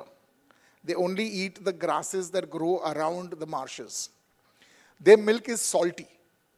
I kid you not. You have to just drink that milk and 2 glasses of camel milk next to each other, and you will immediately be able to tell which is from the Khairi camels. They had almost disappeared. They've come back with a vengeance because suddenly people are all for marketing camel milk as being diabetic friendly, and people who have lactose problems, camel milk works with them, and so on and so forth. And it is very, very healthy milk. It's always been. Camel herders have been very happy drinking it all these years, and now they're selling it also. So they started making cheese, and I was actually called down to Ahmedabad to taste the first batch of cheeses they made. And I'll tell you, a couple of them, not all, some were misses. But there were more hits than misses, and a couple of them could have been put in any fromagerie in Europe and been highly appreciated. One was a camel milk cheese. They made a soft sheep's milk cheese, which was like any fresh sheep's milk cheese from France or Italy. And they made a pecorino-style cheese, and something that I didn't even know existed. So there is a wild saunf that grows in Kachch. It grows wild, and you can smell it when you're going with your animals. So these kids collected that and brought it, and they infused the pecorino with wild saunf. It was fabulous. They slightly overdid it, but that's something that So if in 2 months of learning and 2 months of work after that, they could put something like this out, it's possible to rechannelize the youth to keep doing traditional things and make them economically viable and make them proud of what their ancestors did and what they are doing. So, you can bring that circle around completely. It's possible to do. It takes time. There will be some misses. Every time is not a hit. But by asking them more often than not what they want, instead of telling them, we'll tell you what you want. No, you don't understand what they want. You come from an urban setting. You need to ask them what they want. Show them the options. Then let them choose. It gives them much more pride. So it can be done, and it can be worked out. And I know that Kachchhi is now selling a couple of cheeses that these kids are making. So, if that shows you that the Kachch can be revived. It's just up to us to decide what we want to do with it. Anybody else? No questions from this side? Why? We don't eat cheese. No? We don't like lasagna bataka.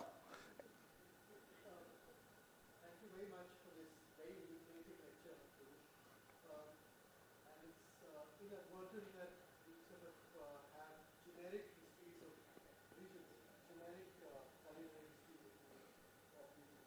I'm just curious to know about how it actually pans out across, say, caste identities. And I'm also talking because I come from Goa, and when we talk about Goan cuisine, it's a certain kind of cuisine that's privileged, which is the Saraswat or Catholic. There are several other cuisines that are Forgotten.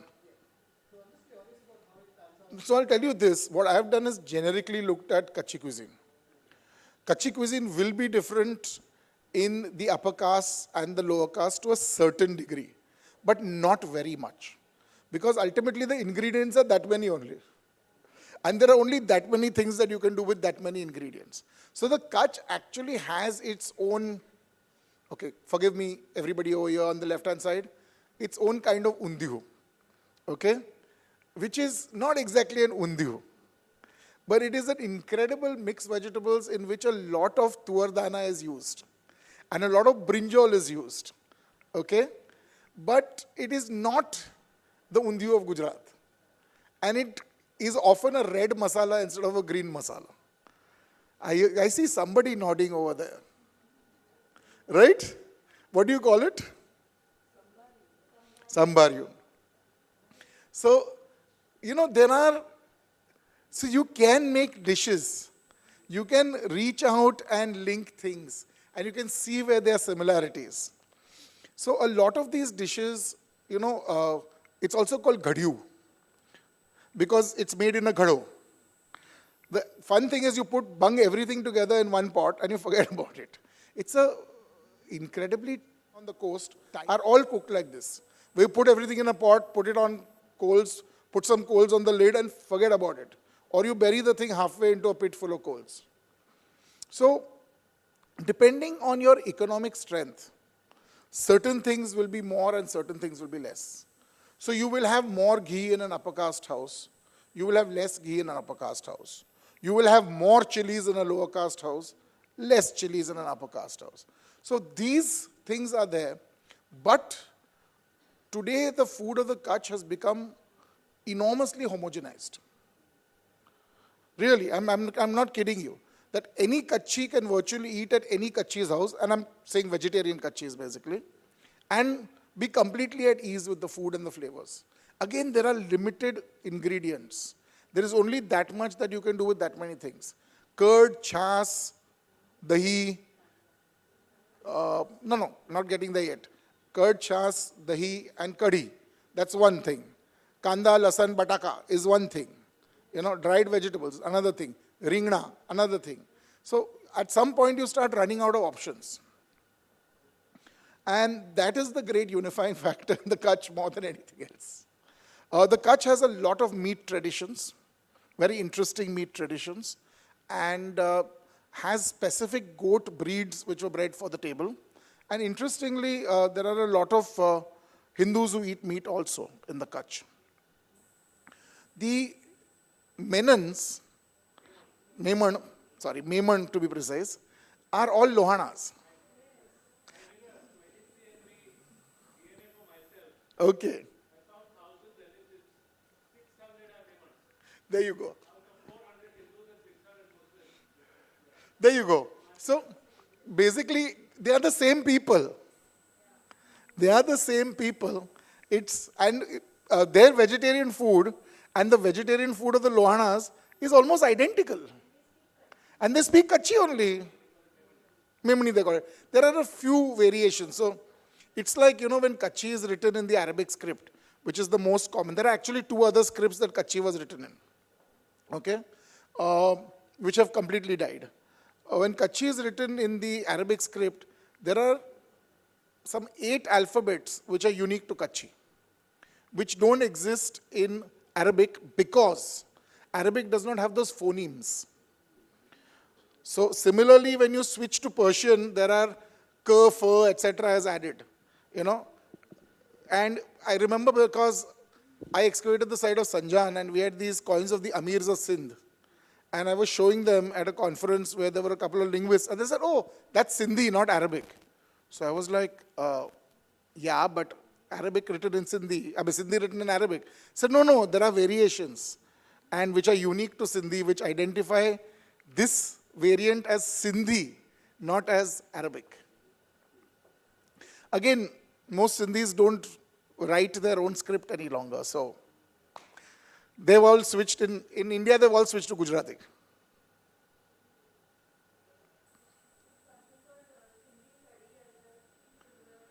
No, Sindhi kadhi and Kachchhi kadhi are not the same. Completely different. All Kachchhi kadhis that I know of, please correct me if I'm wrong, have curd or chas in them. Whereas the Sindhi kadhi has none of this. It is a besan-based kadhi. It's also delicious. And there are similarities because this kadhi also has besan in it and vegetables in it very often, but it's not the same thing.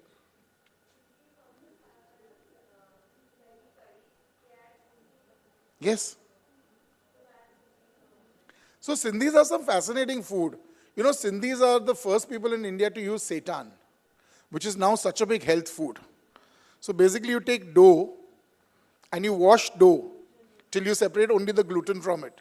So the Sindhis have been making it forever. It's called Mukundwadi. I have been trying to find it in the Kachch because logically it should exist here also, but I have never been able to find it. So there are some very interesting things like this. That is what I said. There are 2 more scripts, and we've stopped using them completely. But there are manuscripts in them. Chalo, I have far exceeded my time. So before Yamini comes and beats me up, she's got angry and left, I think. Chala. Thank you very much again to Somaiya Vidyavihar and the Kachch Study Center.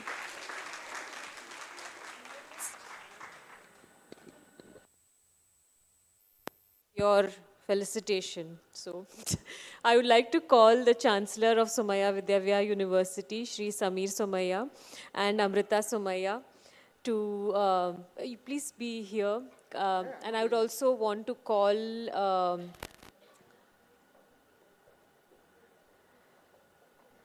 Lata Ben Karani, Reena Ben Lodaya, Kashmira Ben Churla, and Savitha Suri on stage. It's a token of our appreciation. Thank you for your time, effort, and scholarship.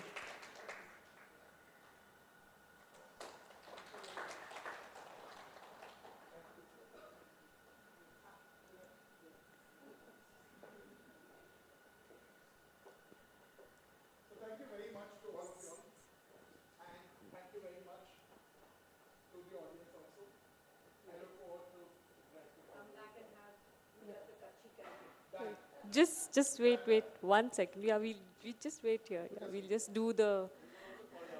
Yeah, come. Savitha Suri. Yeah, just. While you have the chance.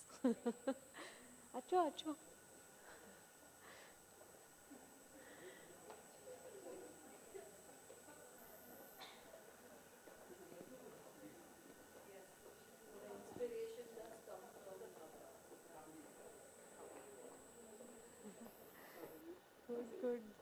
From the Sarvoday Mandal Trust. So along with scholarship, we also have people from the community who are representing the jewelry of Kachch, which we'll hear about now.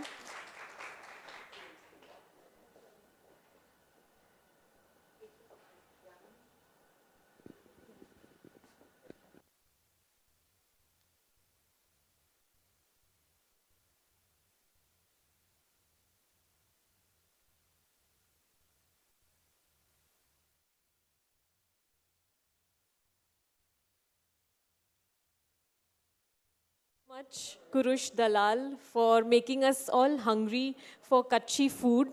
Don't forget there's dabili outside, so you must have that. But the lecture is not over. The fun continues. We have an interesting take on the jewelry of Kachch, and that is followed by the textiles of Kachch. So we have with us Lata Ben Karani and Reena Ben Lodaya. They are from the Sarvoday Mandal. Kashmira Ben Churla. Sarvoday is a Sanskrit word which is comprised of two terms, Sarva, which means all, and Uday, which means rising. Standing true to its name, Shri Kachchhi Dasa Oswal Sarvoday Mandal focuses its energies towards physical, mental, and spiritual upliftment of one and all. They have been working tirelessly towards medical initiatives, which includes the dialysis project, the book donation drive, blood donation drive. On education front is for textbook Sahai. For citizen welfare, there's a distribution of Anaj kits, Sarvoday Sampada donation of usable items. On health and fitness, there's the nature camp at Kachchh in Bidada. The religious activities include the monthly Mahakali Mataji Bhavna. And there are other activities like the Saraswati Samman, the annual celebration of Panji Darohar. And this year, Sarvoday Mandal celebrates 60 years of their glorious work. And with that, I want to invite them and share the legacy of Kachchhi jewelry. So on view are the jewelries which are absolutely ancient and traditional jewelry of Kachch. It's very rare to find such jewelry in common parlance in jewelry shops. So what you will get to see here just now is very, at times you won't find to see it anywhere else. So it'll be interesting for you to understand what our jewelry heritage is like.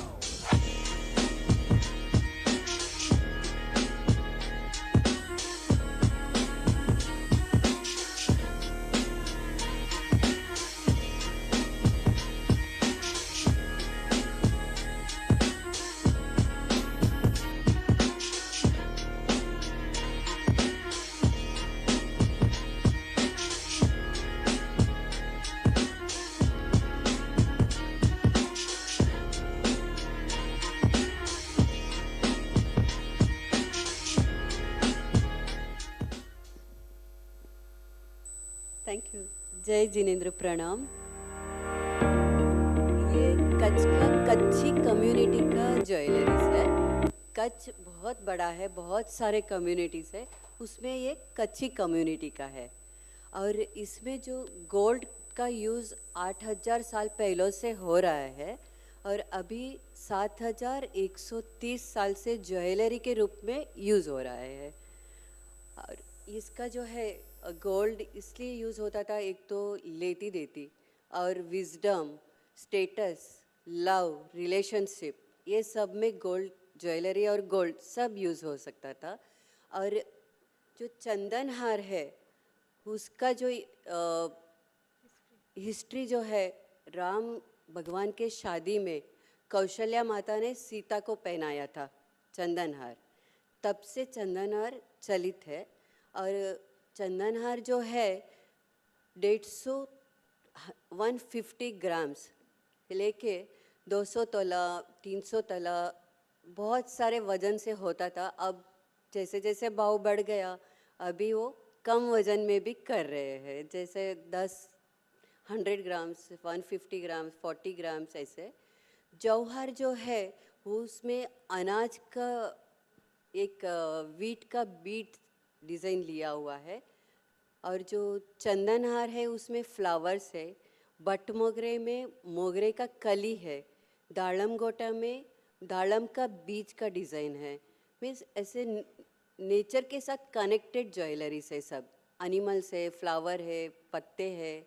मीनाकारी में सब colour से clouds के blue, orange, red. और जो pearls आते हैं, pearls जो है बसरा मोती, सबसे ऊंचा और सबसे रियल मोती, वो जो है साउथ ईस्ट से पहले आता था, पर्सिया वहाँ से, लाइक खाका मोती, कल्चर मोती, चाइना मोती, जापान मोती, वो सब बाद में इंट्रोड्यूस हुए। बसरा मोती सबसे पहले आया। उसके बाद नवलखा हार, नवलखा हार जो है दरभंगा में पहले बनता था, राजा महाराजाओं ने पहना था। उसके बाद कच्छी कम्युनिटी ने इसको स्टार्ट किया पहनने का, जो एक स्टेटस सिंबल था, जो राजा महाराजा इनके घर में पहले होता था। अब तो वज़न कम में भी सब पहन सकते हैं, सबके घर में निकल सकता है ऐसा। और उसके बाद है रानी हार, जो एक स्टेटस है, जो लड़कियों को शादी में देते थे, या ससुराल वाले बहू के लिए बनाते थे या बेटियों के लिए माँ बाप बनाते थे।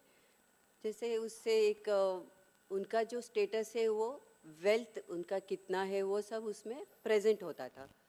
और उसके बाद आता है सांकड़ा हार है, तोरण माला है, पंख हार है, लविंग हार है, इलायची का डिज़ाइन, बहुत सारे अपने कम्युनिटी में सभी को कवर किया है, जो भगवान ने दिया है। नेचर, जौ है, चावल है, सभी अनाज, सभी फ्रूट, सब में कुछ ना कुछ ज्वेलरी में पार्ट लेके बनाते थे।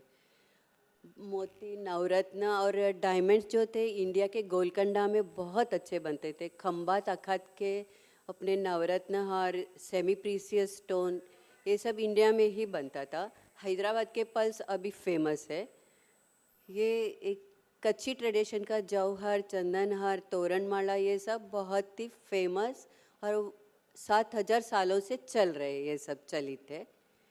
जैसे जैसे भाव बढ़ता गया वैसे वैसे कम प्राइस में भी अभी बन रहा है।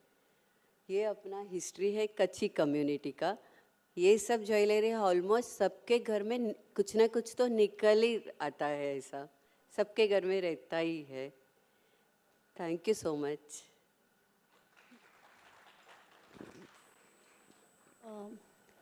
I, on behalf of Shri Kedio Jain Sarvoday Mandal Mulund, we, Lata Karani and myself, Kashmira Churla, we give a heartfelt gratitude to Yamini Shah for inviting us and giving us this beautiful platform with the amazing audience so that we can showcase what actually was the past of the community ladies used to wear. And in this PPT, not only the female stuff, we have included the males, jabba ka button, kurta buttons, and all. Even the watches first were made of gold with minakari designs. all the designs in our community's jewellery were basically taken from the nature.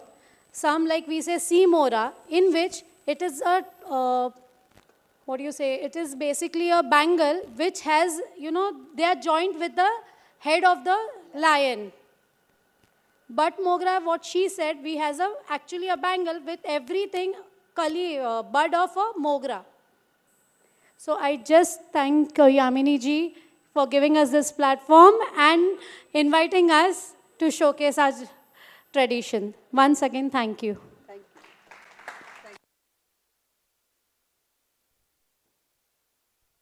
It is important to have an academic discussion. It's equally important to engage with the community and to ensure that the people that we are doing this for are equally involved in what we are doing, and it gets passed on to their generations altogether. So they have been doing a lot of work for social welfare, social service, and one of their last programs had all of this heritage preservation of folk songs that Kachchis sing in weddings, in rituals, and they had all done this in a play form. I think once we can have that entire show. It was beautifully done with almost 50 participants, and they had created an entire play around it. They had done the fashion show of all the traditional chanya choli and Kachchhi bharat and all of that. And there was also this jewelry presentation. So I requested if they could bring up something today so that we have something from the community that can be represented for all of us. And now, did someone take my paper with them?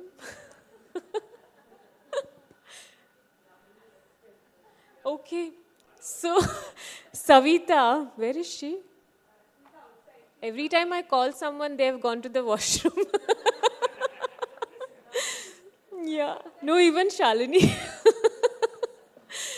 So the last time we had a show not actually a show, we had an exhibit of the artisanal work that is done in Somaiya Vidya, and we had artisans come over from Kachch.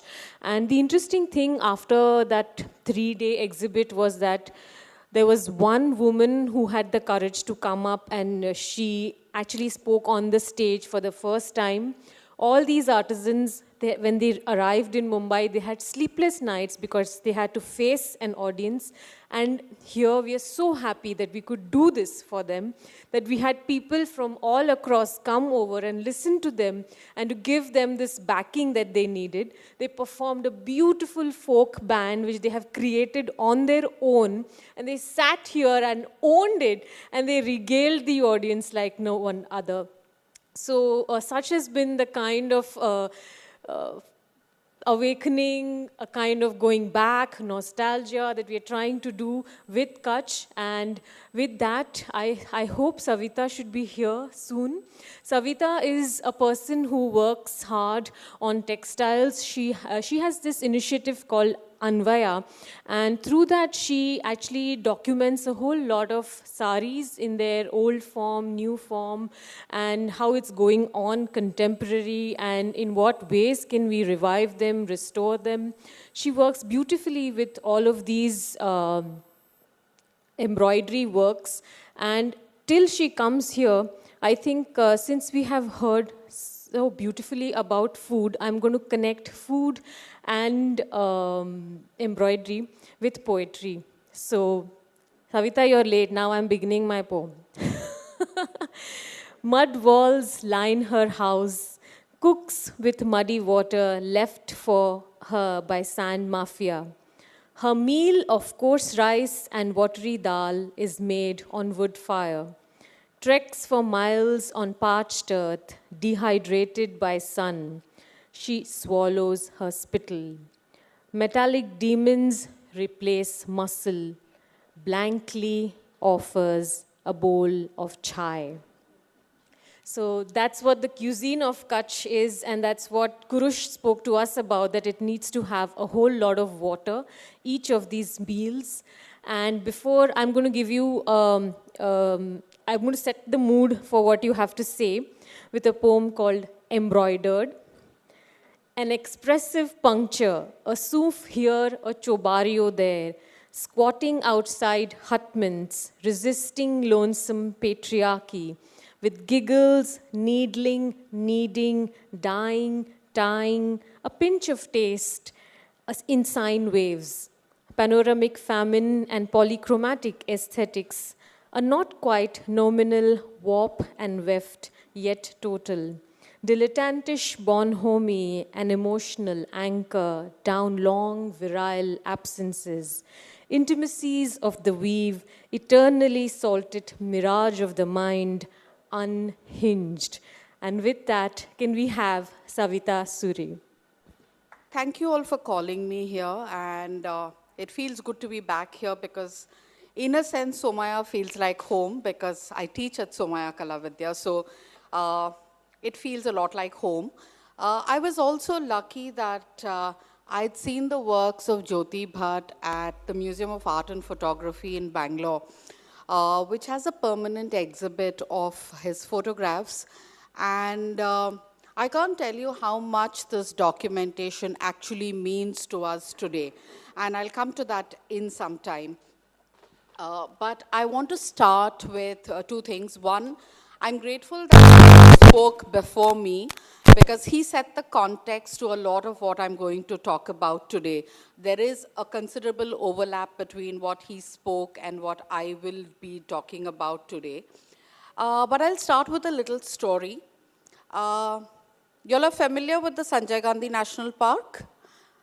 Y'all are also familiar with the fact there are about 3,000 Varlis living inside the national park close to the core forest area, right? Now, in one of these villages called Navapada, there is a young Varli artist. He's the only male artist in this side of Bombay. Yeah, all the artists come from Thane side. He's the only artist in this side of Bombay. And I have worked with him for a number of years.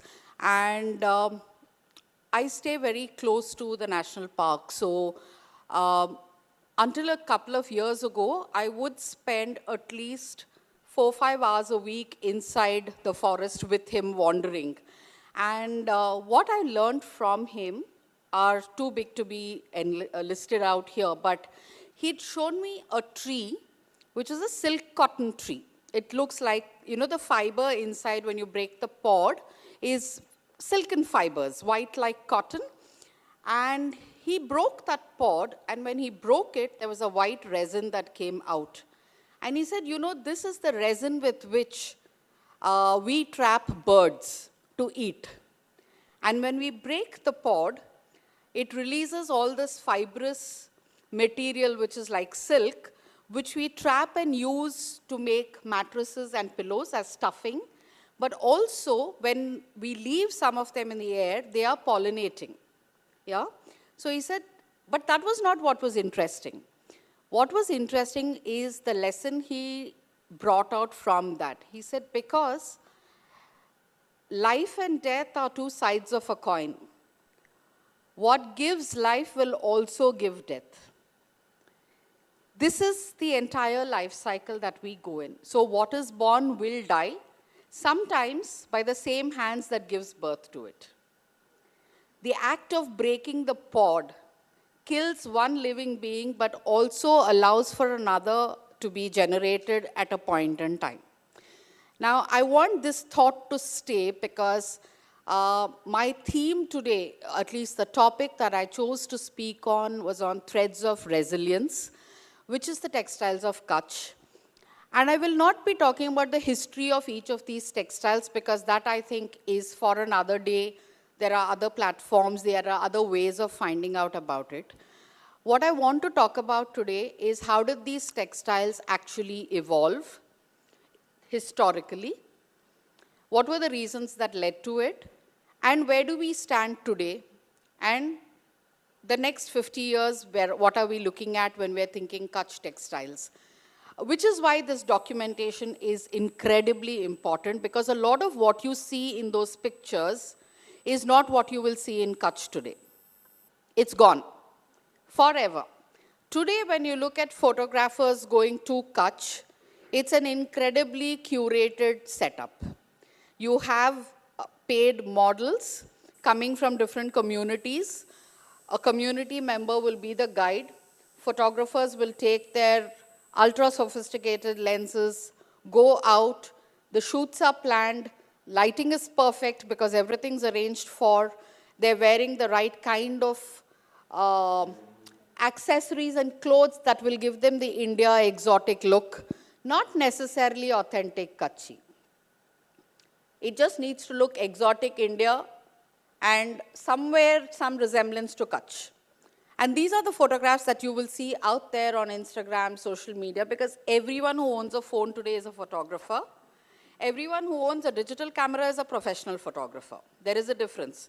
Phone se loge to amateur photographer, digital camera hai to you're a professional photographer. So this kind of documentation is incredible, not only because a lot of this has disappeared, but also because this is probably the most authentic portrayal of Kachch and its people that we have. And by default, of the jewelry, of the textiles, and of the lifestyle of the people of Kachch. Which is why I think this is very important. So thank you for bringing this to Bombay. I hope more people come here to see this. But coming back to Kachch, for those of you who heard Kurush speak, the landscape is very, very harsh. Drought, earthquake prone, every day is a struggle. Add to that the fact that people are primarily nomadic and migratory in nature. Yeah, the indigenous tribes of Kachch have been nomadic pastoralists and they have been migratory in nature. These two factors give rise to two traits which we see in the evolution of Kachchi textiles. One is exposure. Two is resilience. When you have your back to the wall and you have no other option left but to fight for your survival, you will do everything in your power using whatever little is available to you to survive. That's exactly what the Kachchi communities are doing today as well. When I say today, I mean as of 2001. The Bhuj earthquake. I do not see any other district or craft cluster in the country that is as craft rich, craft diverse, and as resilient as Kachch. And we saw evidence of this in 2020. When COVID struck, and artisan communities had to quite literally go out with their arms outstretched for donations. The only craft cluster in the country that was not asking for donations for themselves was Kachch. Only they were not asking for donations because they were sufficiently well off. This entrepreneurial spirit of theirs has its root in their resilience. That when you have only X amount to live with and you don't know when you can replenish that, you are going to be very, very careful. You are going to make it last as long as you can. And you're trying to also see how can I grow this into a little bigger so my struggle for survival extends a little bit. You know, I can just last out a few more days. Ek hafta jo chalega, wo 2 hafte tak kheench lenge. The second reason why Kachchi textiles have evolved to where they are today is the exposure. When you are nomadic pastoralists, you are moving through different landscapes. You are meeting different kinds of people. What this gives Kachchi craftspersons today is this amazing quality we do not see in many other clusters. It is the ability to understand people outside their community. When you are moving from one landscape into another, you have no idea who the people will be, what they will be like, whether you are seen as hostile, whether you're going to be welcomed. You have no idea how long you can stay in your new landscape. What is your first instinct? Your first instinct is to observe the new people you are going to meet. The second thing you are going to do is adapt. Adapt so that you are not confronting these people because you have no choice but to live there for a certain period of time. Exposure also came by way of trade, which Kurush again spoke of, so I will not rehash that. But extensive trade connections. Extensive trade connections meant two things for textiles specifically. One, the design language kept evolving. They did not just look at their immediate environment for inspiration, but they had no choice but to look at what their customers wanted. They had to design for this customer that they would not physically see, but send through a middleman on a ship. They also borrowed design traditions. A lot of what we see in Kachch today, including the Ajrak, comes to us from Persia. Persia, Sindh, onward to Kachch. You borrow traditions, you borrow design languages. With that migratory nature comes this fabulous understanding of human beings. Who are these people? How are they going to behave? And I'll tell you a little story. I teach at Somaiya Vidyavihar at both their campuses, Kachch and Bagalkot. It's fascinating to see the difference in how the students actually approach. I teach a particular module called market orientation, which is not marketing. My module is about teaching artists to look at the market and understand the different kinds of customers that they may be meeting and the different kinds of textile designs and textiles that they will have to design for these various customer segments. That's condensed. So we do a field trip for our students, which is a 3-day field trip to Ahmedabad in the case of Kachch and to Bangalore in the case of Karnataka, Bagalkot. When we go to Ahmedabad, it's a 3-day intensive trip. They do 18 places in 3 days. We leave at night from our campus, reach Ahmedabad at unearthly hours of some 2, 3 in the morning, and the kids have to be ready by 7 to leave. And we get back only at 10 in the night. These 18 places will include malls, boutiques, high-end designer stores, retail outlets, individuals, museums. It's a mix, yeah? What is mind-blowing is that not one of the students will ask any questions. Before they leave, I teach them research methodology because we do SWOT analysis after we come back. They're taught observation techniques, they're taught interview techniques before they leave, and they have to write all of this down. But before the first visit, what I get them to do is walk around the neighborhood in teams and just write down what you see. You have to write down, that's not negotiable. They carry books with them, they have to write down everything that they see. And I remember this particular team that went out, they came back and told me, you know, the people living in this neighborhood are upper middle class people. Wo log na, they're not going to buy from us outright. They only look like, you know, they have a lot of money, but they're going to weigh very carefully and they'll buy one thing. They're not lavish spenders. I said, so what made you come up with that thing? Because you didn't meet any of the residents. He says, they're selling apples on the cart. I said, why would that actually impact? He said, because if it was middle class, they would sell bananas. Apples are very upper middle class. Only upper middle class people buy apples. That kind of insight comes to you only in Kachch, nowhere else in the country. It comes with centuries of trying to understand people and coexisting with them. Your first step is to understand, to coexist. Then you understand to collaborate. Because once you start living in a place, you'll have to earn your livelihood somehow. How are you going to earn a livelihood in what was a non-cash economy, what was a barter economy? Which is how the Meghwal weaving community started weaving. Because they had pastoralists. I can get wool from these sheep pastoralists. I can get milk from the people who have cows and livestock. But those people who have wool on their sheep don't know how to weave it, but I know how to weave it. We'll do a trade-off.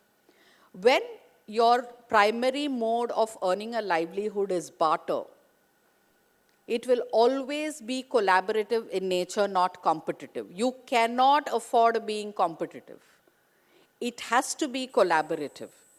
And centuries of working in that manner have led to what we today call syncretic traditions of Kachch and its culture.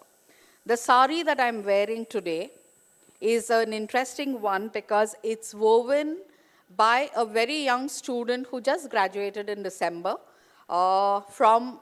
He's the first from his village to join Somaiya Vidyavihar to complete a course in design education. So he first wove the sari in what is now called the bhujodi style of weaving, on which surface embellishment has been done by a bandhani artist, again a young artisan designer who's just graduated. Their first instinct was to collaborate with each other, which means they need to understand each other extremely well. In order to bring this piece out, the bandhani artist has to communicate, I need to do this, so you need to weave it exactly like this. They need to be very, very clear about their communication and their end goal.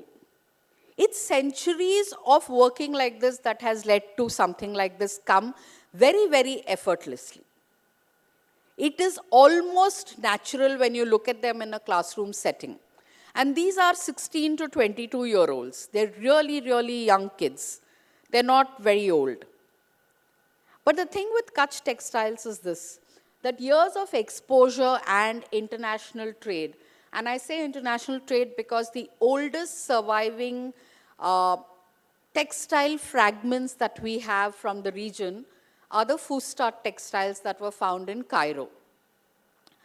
And the Fustat textiles were used as furnishing, coffin cloths, swaddle cloths, all in madder and indigo, natural dyes, hand block printed in this region.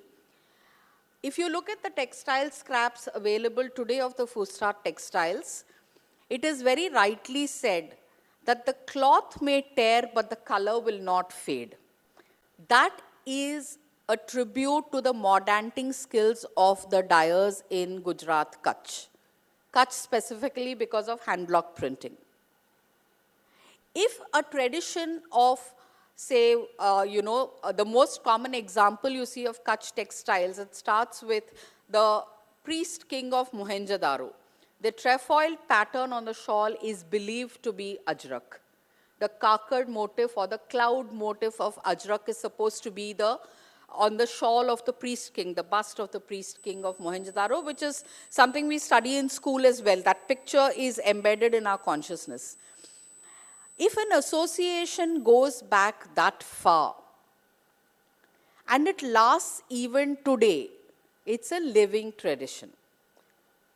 It's an unbroken, handcrafted textiles of Kachch have an unbroken tradition of 5,000 years, starting with hand spinning to hand block printing. There's a clear line which just does not take a break anywhere.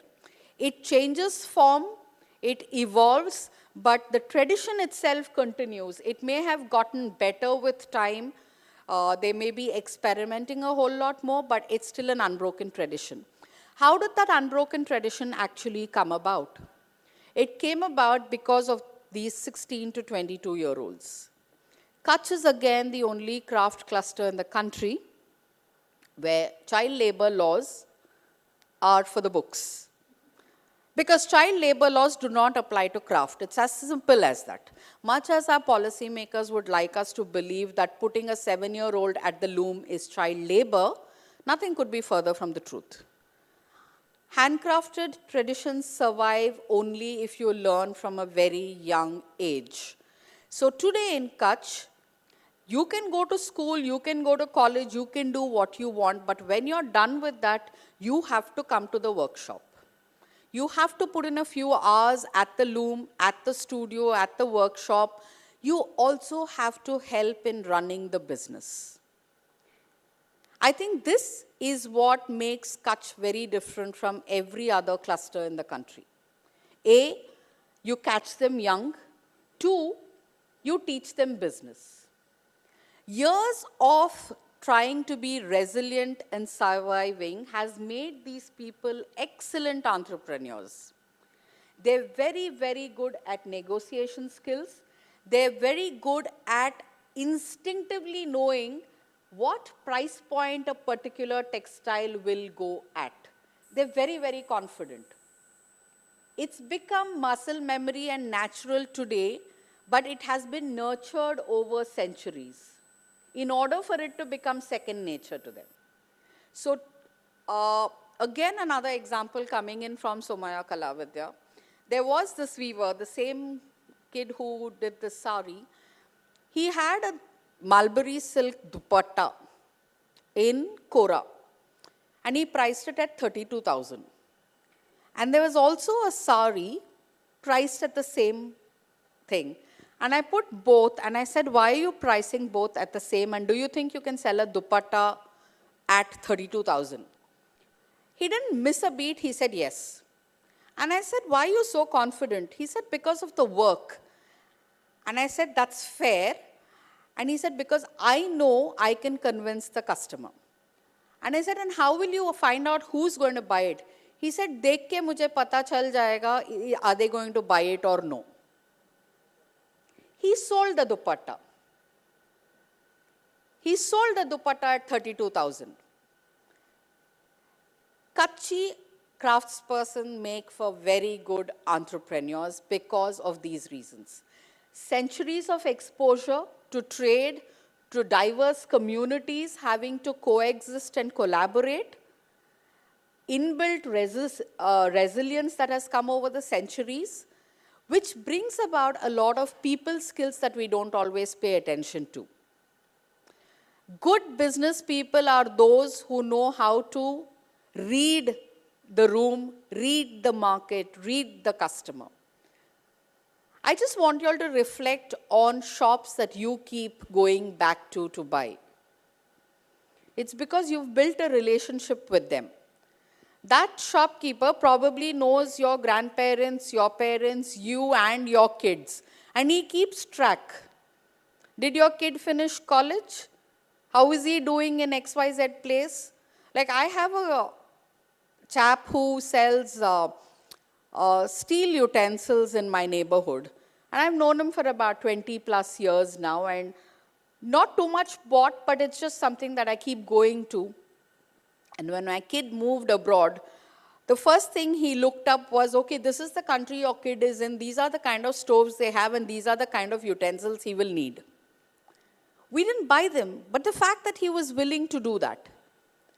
And when my son walked in a couple of months ago, the first thing he said is, you know, these are new in the market, and you don't need to change your plug point and all. These will fit into those things that you have over there. It's about understanding your customer. That understanding comes when you've learned how to understand people in general. And then they become your customers. Kachchhi textile craftspersons, or any craftsperson actually, to be honest, are very, very good at this. And this comes only because they've had their back to the wall for the longest time. Really, really long, where every single day you're working with the bare minimum, and you have to do the maximum with that bare minimum. You have to wear all your wealth on you and go and hope you make it through the day and through that week. You have to hope that your children will cross that age and grow up into young adults where they can be married off. Even today, they get married very early. One of the bigger reasons why Kachch as a textile cluster works so brilliantly and are so economically well off is because when you are pastoralists, when you're nomads, and when you're constantly on the move historically, you have to take your family with you. You cannot say, I'm going ahead, the rest of you join me if you can. No. You sink or swim together. It's a trait you find in Kachch craftsperson even today. There are individual superstar entrepreneurs. There's no doubt about it. But that's a very small portion of their work. A large chunk of their work is always community-based. Which is why when the earthquake struck in 2001, a lesser community, a less prepared community would have lost the craft entirely. I'll give the example of a South Indian craft, textile craft, the Kanjivaram. Everyone is familiar with it. Every South Indian bride has a Kanjivaram in her trousseau. We may be seeing the last generation of Kanjivaram weavers as we speak. Kanjivaram as a cluster has effectively died out. We're only pretending it has not died out. Whatever is sold as Kachchhi silk today comes from surrounding villages like Arni and other places, which mimic the Kanjivaram design language, but Kachchhi itself has very few weavers. This is for two reasons. One, it's a home-based activity, not a community-based activity. There is no pride in weaving because there is no economic benefit. Let us be very honest. Heritage becomes worthy of preservation only when economic benefits are applicable. You can't ask a Swadeshi market to survive when there is no footfall. It will come down. At the end of the day, the 3 meals you put on the plate are what is going to drive you. The romanticization of heritage comes later. The economic benefit, the ecological benefit, and then come the emotional benefit of heritage. No different with any craft in the country. In Kachchhi, what has happened is that there is no economic benefit. To the extent that if you are a weaver in Kachchhi, you will not get a bride. So the current generation of weavers in Kachchhi are all in their 40s and 50s. About 90% of them are single males. Because no one wants to give a daughter in marriage. The girls, now in Tamil Nadu, free education became universal. Everyone went to school and got educated. Girls, boys, no difference. The girls in weaving communities started getting degrees. Some of them became software engineers. Some of them started working in the big 5 companies. The boys were at the loom. The boys were told, you finished high school, come to the loom. The girls don't want to marry boys who have a less education than them. And why would they, when I'm working for Infosys, why do I want to go live in a village in Kachchhi? So the last generation of Kachchhi weavers are actually struggling. I still have one of them message me once in a way, did you find a girl? I'm okay with any cause, any community, anything is okay.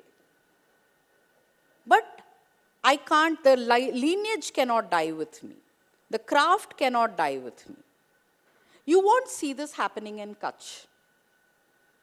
Because the children are taught not just the craft, but the business of craft very, very early. When that happens, what you see is a line of very empowered craftspersons coming in. When I say empowered, I don't mean they take the world stage and make a name for themselves and become millionaires. No. When I use the word empowered, I'm being very careful to use it to mean they can make very informed choices. I think that is what empowerment is really about. Empowerment need not mean that every single youngster in Kachch today becomes a craftsperson. No, that's not the truth. That is absolutely not the truth. We have examples in Kachch itself. While we talk Kachch, obviously the first thing you're thinking is Ajrak, then you're thinking Bandhani, and now of course the Bhujodi weaving clusters. Then you come to the embroideries. You come to the Rabari embroidery, the Suf embroideries, then you come to Rogan. You don't think of the Ralli quilts, which are out, because there are no practitioners. Mochi Kam has no practitioners either because they've all moved out, right? Pardon? Very easily. Because it's community based, I'll come to this. This is very important. It's community based, right? Everything my students who are 16, 17, as soon as it's the legal age for the girl or the boy, they get married because they are spoken for already within the community. Pardon? It works for the community. I don't think I should be commenting from my place of privilege whether that is fair or no. What we do see is that a lot of them are spoken for verbally. The moment they turn of a legal age, they come of a legal age, I'm sure the families are, of course, doing their due diligence. And because these are very close-knit communities, they know these kids from very young age. They've sort of, everyone's growing up together and growing together as a community, as a craft community. So they are looking out for girls or for boys. They are spoken for, and when they reach the legal age, they are married off very quickly. I think 2 of my students got married last November and December. And they, you know, one craft kid is marrying another craft kid. It's business also. 2 businesses get established, right? I guess that's how business communities would think. Ambani is marrying a Piramal. We're not questioning if it's fair or unfair. But 2 Bandhani artisan entrepreneurs are getting their kids married to each other is just fair. The business stays, the craft stays, 2 young craftsmen. And what's interesting is that because of this kind of empowerment that's coming in Kachch, thanks to the fact that there's been a lot of international exposure. I don't think Kachch crafts would be where they are today if it was left to just India. Bhuj happened. An entire craft community and cluster had to relocate and rise from the ashes quite literally as Ajrakpur. World attention came there. With that came a lot of money. That money helped these craft communities get back on their feet in a very strong manner. And when communities are facing natural disasters, Anjar had an earthquake in 1956. 2001 is Bhuj. There's either a drought or an earthquake or something or the other happening in Kachch in terms of a calamity. Not on a daily basis, obviously, but there's enough natural obstacles happening for craft communities. Water shortage, Ajrak goes through that very, very regularly. It's a drought-prone area, so there is no water to do hand block printing. They have to find alternatives. But what happens as a result of this is while communities become resilient, they also become very proactively innovative. They've already got used to doing, okay, this is what happens when this happens, so let us preempt it. So when Ajrakpur was built, the architecture of Ajrakpur was different from what they originally had. Not wildly different, but different. More sustainable architecture, more earthquake-resistant architecture. But the way they did business also changed. Craft communities become resilient in that sense of the word. They also become proactively innovative, and I think that is very crucial.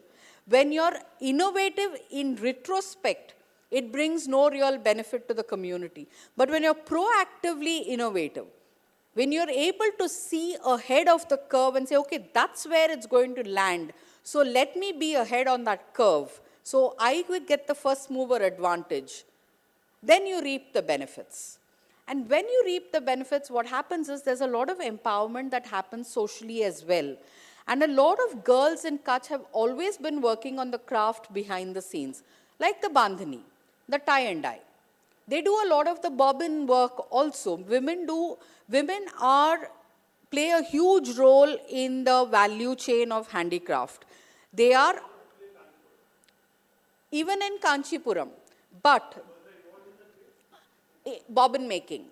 Women do bobbin making. They will do the warp sizing. They will do the starching. Women are a big what do you say, they have a huge role in the handloom value chain and the handicraft value chain. So we say when you buy a meter of cloth, hand-woven cloth and handcrafted cloth, you're sustaining 16 to 17 livelihoods. That starts with the farmer or sericulturist all the way up to the person who's selling it to you. This value chain includes a lot of women who are unseen very often and unacknowledged very often, and most often underpaid or unpaid, which is not the case in Kachch. They are not probably paid as much as the weaver is paid, but they're definitely better off than the rest of the country. Weavers in Kachch get among the highest labor charges in the country today, which also causes other issues, but that's a separate topic altogether. But coming back to this, what this social empowerment does is that girls start coming from out of the shadows. When they start coming out of the shadows, they start making use of whatever tools of empowerment are there. We have a lot of people coming out of Somaiya Kala Vidya, girls exceptionally talented. Exceptionally talented. And the fact that their families support that means that these girls actually break stereotypes not just by starting their own businesses, but by doing a radical departure in terms of textile design and textile tradition. I'll give you the example of one of the girls from Ajrakpur. Not one of the girls, she is the only girl from Ajrakpur to be doing Ajrak. And I remember her father telling me that he's very proud of her because he says, what I make sells for 250 a meter. What she makes sells for 750 a meter. She's a true blue artist. Ajrak like you have not seen anywhere else in the world. Because she does not hand block print it, she hand draws and hand paints it. And then does the rest of the processes. She works very selectively. She allows her imagination to run wild, but she has a support system that enables and empowers that. And I think now is a good time to say that she has been awarded the Gaurav Kilaru Sanman for Young Artisan by the Crafts Council of Telangana for 2024, which honors craftspersons who are breaking stereotypes and making a name for themselves. So Kachch also enables this. We won't find these kind of spectacular stories coming out from other clusters, not as easily. I'll really have to struggle to come with a similar example from another cluster in the country. Kachch manages all of this only because of its unique position in India, not just geographically, but culturally, historically, and socially. The fact that there is the sea there, but you don't have access to fish. You don't have access to drinking water. It's all saline, drought prone. You can't grow fresh vegetables most of the year. There's just this limited number of things you can make, like Kurush was talking, which reflects in their textiles. The traditional textiles of Kachch would have a very limited range of colors because where do you get the water to make all the dyes? Where is the source, plant source for all the fabulous dyes? But that same harsh landscape gives rise to one of India's biggest success stories in indigenous cotton, the Kala cotton, Khamir. Again, I would not expect a similar success story from any other part of the country. It happened because it was Kachch. Growing indigenous cotton is one thing, but making it an economically successful story is a completely different ballgame, and Khamir has done that. If they had tried it in any other part of the country, it would not have worked. A community of people that is used to fighting for survival, fighting to make ends meet, and taking every opportunity that comes their way to make it economically relevant and beneficial, will generate a community of exceedingly good entrepreneurs, which is what Kachch Textiles really are about. But all are not success stories. If I take the case of Rabari embroidery, women were doing embroidery. You had the burst of craft tourism in Kachch. A lot of tourists started visiting these villages. India exotic, so you want to see these women wearing these exotic clothes with the beautiful embroidery. And they started buying these. This started giving a sense of financial freedom, but it also, according to the community elders, took the women away from their traditional roles, which meant you didn't have time to spend doing the household chores. You were chasing money. Is one problem. The second thing in the Rabari community was that the trousseau had to be done by the girl. She had to embroider her trousseau. And until that got done, you could not get married. And in the changing landscape of Kachch, it became increasingly difficult for a girl to actually complete doing a trousseau. The age of marriage started getting delayed because of inability to complete this kind of trousseau, which is becoming a financial burden on the families. So the community elders got together and put a ban on women doing embroidery. Rabari embroidery was actually banned by the community. Until you had a resurgence, one name, then second name came up, and now again you have a lot of women from the community coming back to do Rabari embroidery, but they have looked back and said, look, this is what happened when the last time we did it. Now we need to make sure we don't repeat the mistakes of the past. And I think this is why documentation is important. Documentation is important not because we are always glorifying something. Like they rightly say, those who don't learn from history are condemned to repeat it. If you look at Kachch, because their narratives are so closely held, a lot of oral history is in their songs. In the songs that these craft communities sing, in the stories that they share with their kids every single day. The story of their community, the success, the failure, all of it is embedded in these songs. The sacrifices that they had to make to get to where they are. This is a community's way of saying, watch out because you can't afford making the same mistake again. You can make a fresh mistake. That is allowed because you're human. Making a mistake is a sign that you're evolving, but you can't afford making the same mistake because this time you may not get a second chance. So the Rabari women who are coming today to do embroidery, they will do the embroidery, but guess who's running the business? The husbands. Because they're telling the husbands, you handle the money. We will show you the money that we can make. So you have no choice but to support what we are doing. The problem comes when the woman handles the money. That does not go down well with patriarchy. You're making it, you are keeping the money, so I don't want you doing this, which is what happened earlier. The women were keeping the money. Now they've gotten smarter. They said, we will do the embroidery, but you handle the business. You decide. So one of my students is a Rabari embroiderer, and her husband handles the business, not the most effective way. And he had gone horribly wrong in some places. And I was talking it through with her. I said, why did you let this happen? Because you know this will not go right. She said, pata tha, lekin usko sikhana tha na, कि जो वो बोल रहा है वो सही नहीं बोल रहा है.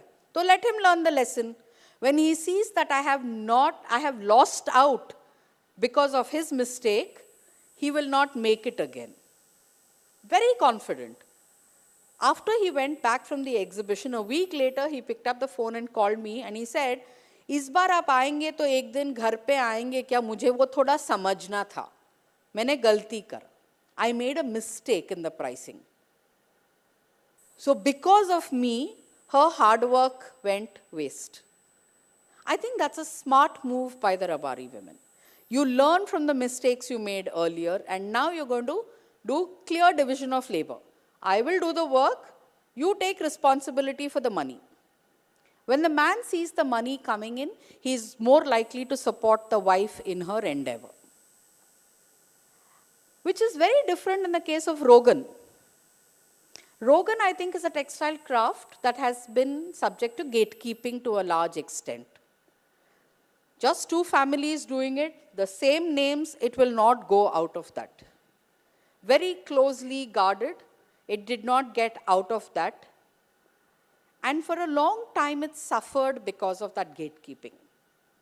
There was no new members coming in. Only the family, only the male members were learning. Until tourism happened, and they started realizing that the rest of Kachch crafts are making far more money than we are. Because we are not visible to the public. And how do we become visible to the public is by going out there and making things that the public will want to buy. So in the past, possibly 5, 6, 7 years, we've seen a new product come in Rogan, which is saris. Rogan otherwise was essentially wall art, what they were making that tourists could take and go. Primarily international tourists. Indian tourists do not. They've started looking at Rogan now, but earlier it was just the international tourists buying it. But the moment the Rogan artists realized that the rest of Kachch crafts are making a lot of money and getting a lot of exposure and funding, they wisened up, and you can see some Rogan saris coming out. They're still not as visible. We still do not have as many practicing craftsperson in Rogan, but again, this is a classic example of how Kachch craft communities work. Whether they want to change, they don't want to change, whether they ban a particular craft, whether they encourage a particular craft, whether they're going to allow mechanization to come into their looms or whether they keep it out, every single decision about the craft is taken by the craftsperson's community themselves. There is no outsider telling them, go put a jacquard on your loom. I'll give you another example in Kachch. 1980s, acrylic yarn was the rage, and they were making woolen shawls. So these weavers had gone to Ludhiana, seen this acrylic yarn and said, now this works. Acrylic is easier to work with than wool. It won't break, it'll cut our costs, and it comes in so many colors. So they picked up the acrylic yarn and they made shawls. What they did not bargain for was that everyone else in the country had the same idea. So everyone was picking up acrylic shawls using the same design language as the Kachch shawl weavers and made them on power looms. When these people went with their acrylic shawls, they found that their designs were already copied. The prices were a fraction of what they were selling. A lesson learnt there, and they switched out of acrylic yarns.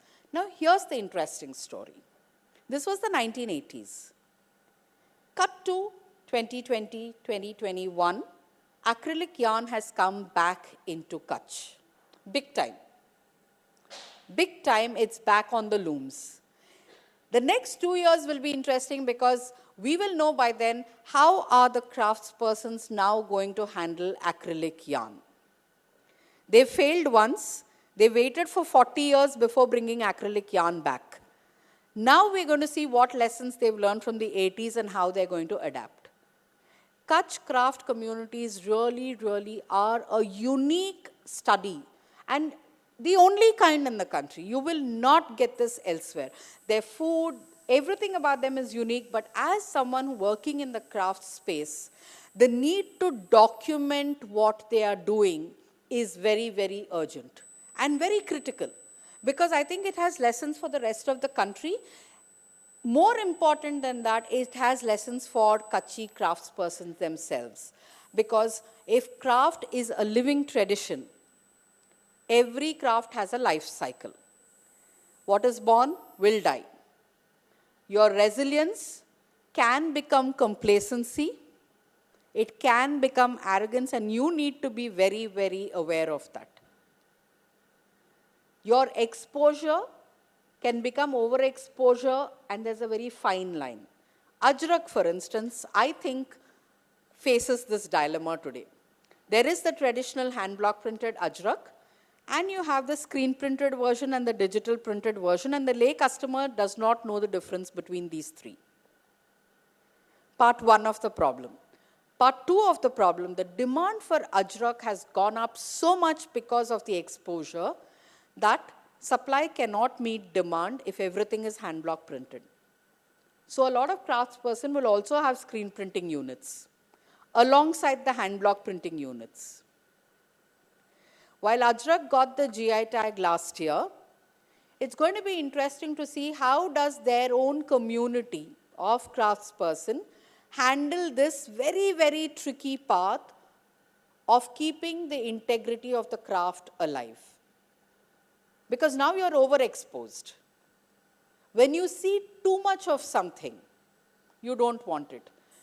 I don't know if you all are aware, but Paramparik Karigar was happening at Juhu for the past 3 days. It happens twice a year. And when I was there at the World Trade Center exhibition and I was looking at the customers and listening to their responses, specifically, of course, for ajrak and bandhani, bujodi, because I teach in Kachch, every single person said, we're tired of seeing ajrak. Now, that's a very dangerous sentiment. When the customer starts getting bored, it's going to be an uphill task to get them back. There are multiple factors for this. Screen print is available at a cheaper rate. Sometimes a customer has bought something that they've thought that is hand block printed but turns out to be screen printed, and there's a trust that is broken. And they're like, oh, I don't want to get cheated again, so let me not buy. Yeah? And there is fatigue. Unless there is innovation in the market that comes at a price that the customer can afford, they will not come back to the craft. So ajrak is at a place where there is overexposure of the craft. Bujodi has started climbing up. It's still got some time before we say it's overexposed. It's still got some way to go. But there are crafts waiting in the wings. I think Kachch embroideries are fantastic and don't get due attention.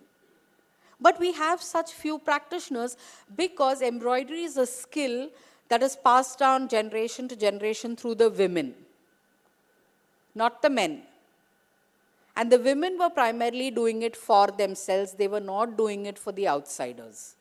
The men were weaving shawls for an outsider. The Rabari woman was embroidering for herself. There's a huge difference. So it remains to be seen how embroideries like Suf and Rabari bring back all the Kachch embroideries into focus again and bring it back into, say, the limelight, not in the general public eye, but among the craft communities where the women start saying, look, we can actually do this and make money for ourselves. I'm hoping it's not a lost opportunity in the case of embroideries, but that remains to be seen. Design education, I'm standing at Somaiya, so Somaiya Kalavidya, of course, I think huge role to play. The numbers are small, mercifully. I'm not one for handling big numbers. I don't think that's right. As of now, I think they're going in the right direction in terms of offering a platform to craftsperson to hone their skills, to understand what contemporary markets are asking, but not forcing them to become entrepreneurs. I think this is very important, that we have to remember this as people watching from the outside, that just because they're from Kachch, they don't have to become entrepreneurs. Not all of them are built for it. And not all of them can become entrepreneurs either, because they're going back to the family business. Maybe out of every 20 students, I will find 2 who will actually start a business and continue it sustainably. So the focus here for design education is sustainable practices, production practices are being taken care of by the craft community, especially in Kachch. A lot of natural dyes coming in. There's a lot of emphasis on, water harvesting, effluent treatment. All of that is happening. At the customer end, we're talking to the customer about how to be sustainable as a consumer, buy more mindfully, buy better, not necessarily buy more, don't buy fast fashion. But what does not get attention is this one thing that bridges this and this. which is sustainable business models. I can have all the best practices of production, and I can have the most mindful set of customers. If I don't have an entrepreneur following sustainable business models, it all collapses. So today, that is where Kachch needs to focus on. It would be a shame if the talent in Kachch gets wasted because we are not focusing on building sustainable business models. And I'm bringing this up repeatedly because social media is a double-edged sword. It's very, very easy for youngsters to be on social media because they're digital natives. They all have Instagram accounts, they can all take photographs, they can all upload it. Can they run a business using that? Not yet. And that is where it collapses. Because they meet people, they're giving them the visiting card, they're giving them their Instagram accounts, customers are chasing them, and they are overwhelmed because they're not used to it. Because they are still part of a family business where the uncle, grandfather, father are still calling the shots. The youngsters are not calling the shots, the older people in the family are. So this kid here cannot be taking business decisions. And those people have run their business without the benefit of social media. And they work on the one single principle that don't fix what is not broken. हम Instagram के बगैर business करते थे, तुम अभी नया मत शुरू करना. I hear this all of the time. Because the older generation works on that principle. If it's not broken, don't fix it. As simple as that. So I think this is where the focus for Kachch craft person should be, especially textile crafts person. Because there's so much focus on buying handmade, supporting handmade and textiles and all of this. We bring in so much attention to it. We give so much attention to the production practices. And the in-between, the bridge that connects the two has not been readied yet. And if that is not ready, it's all going to collapse. Kachch will go the way the other crafts went in the rest of the country. They will languish. Or they will languish not due to neglect, but due to overexposure and their own overconfidence that we can do without you. We've done it so far. That could happen, and that's, I think, a very real threat that I see coming up in the next few years. Not very evident now. Now we are still on a high, but please remember what is on a high will also dip. What goes up will also fall. Happy to take questions, if there are any. Yeah.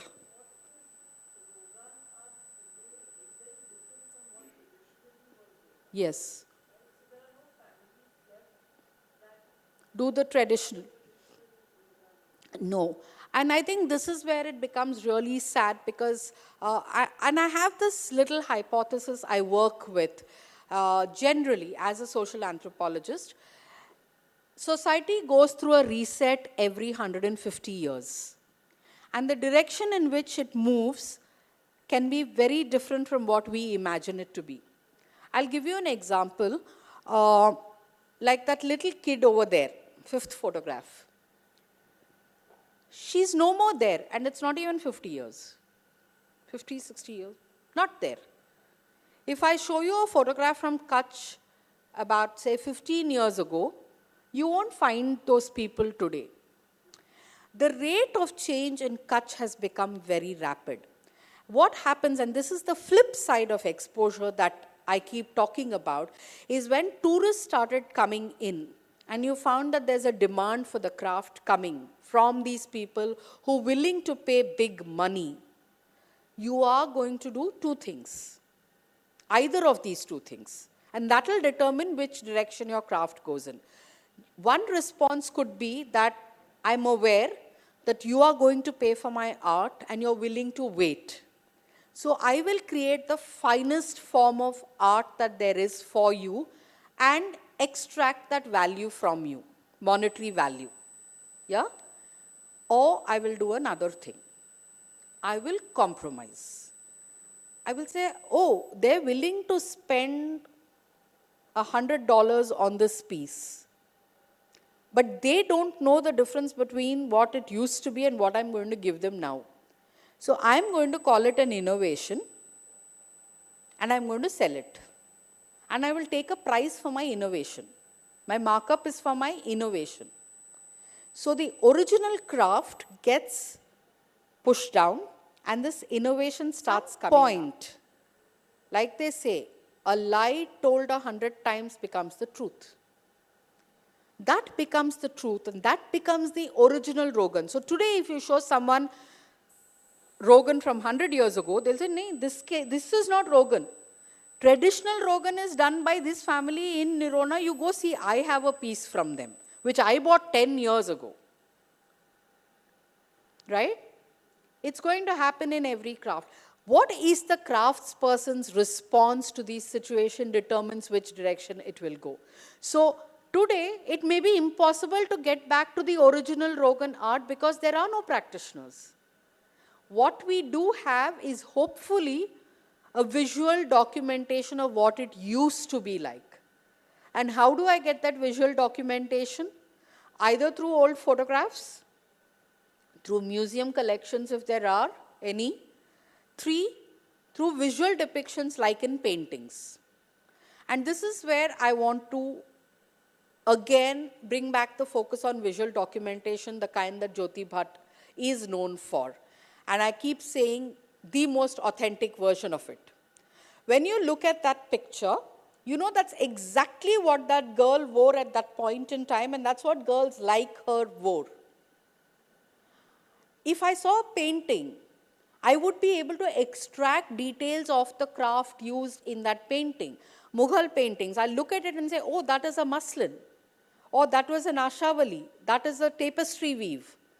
That's a himru there. I can extract these details. In the past 40 years, I don't think we're able to do that. Because art is not reflecting reality today. We are creating a reality so we can reflect it in our art based on what we want to show. So today when I see teams of photographers in Kachch paying a model 1,000 rupees per hour, that's how much they get paid, I think, depending on whether you're an Indian photographer or a foreigner. The foreigners pay more, the Indians pay less. I think the Indians are paying about 200 an hour. I am setting up a reality that looks aesthetic. Jyoti Bhatt was not doing that. And that's why this documentation is so vital for us. That we look at it and we know that this is exactly what was happening in Kachch at that point in time. The houses looked like that, the food looked like that, this is how they studied, this is how their jewelry was. You go try that today, you won't get it.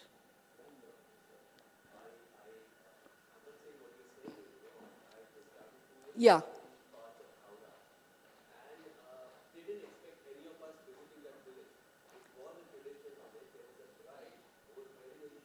Not. And we went there to have tea, and we were told that she's newly married and she's supposed to wear that ornamentation, Yes. the arms and the rose ring for the whole year. Yes. So I feel there are pockets where I think these customs and these people are yet. I agree to that. But do you see how far Khawra is from the tourist circuit? And thank you for not putting it as a hidden gem anywhere. If it's a hidden gem, let it stay hidden. The surest way to destroy an indigenous culture is to put it on Instagram. If you go 5 years down the line, you may not find a bride doing that. You won't. That's how, unfortunately, it evolves. And in craft communities, I think we tend to be hyper aware about it because today there is this huge trend of buying directly from the craft person. Right? So you are going into craft villages. There is an entire craft village circuit that you can do. And you go to these villages, you buy directly from the craftsperson, and they are seeing you. Their children are seeing you, aspirations are being set. Like I remember one of the weavers, master weavers telling me, he said, you know, if you come to my home and buy, this is 1,500. But if I come to Bombay and sell, it is 7,000. Because I have aspirations too of having an AC, driving a Maruti, sending my kid to college. There are aspirations, right? His kid, incidentally, his daughter is the first in his community to join NIFT. She's the first to join NIFT, and I'm very curious to see how that education is going to impact.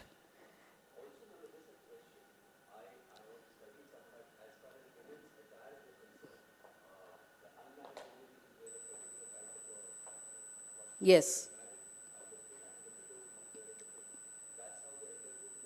Yes. Correct. It's prevalent across the country in indigenous cultures. And when I say indigenous cultures, I include communities in urban India as well. Textiles were not just to protect you from the elements of nature. They were your identity markers, right? You looked at the color of the clothes. Like, for instance, the Bishnoi tribe in Rajasthan.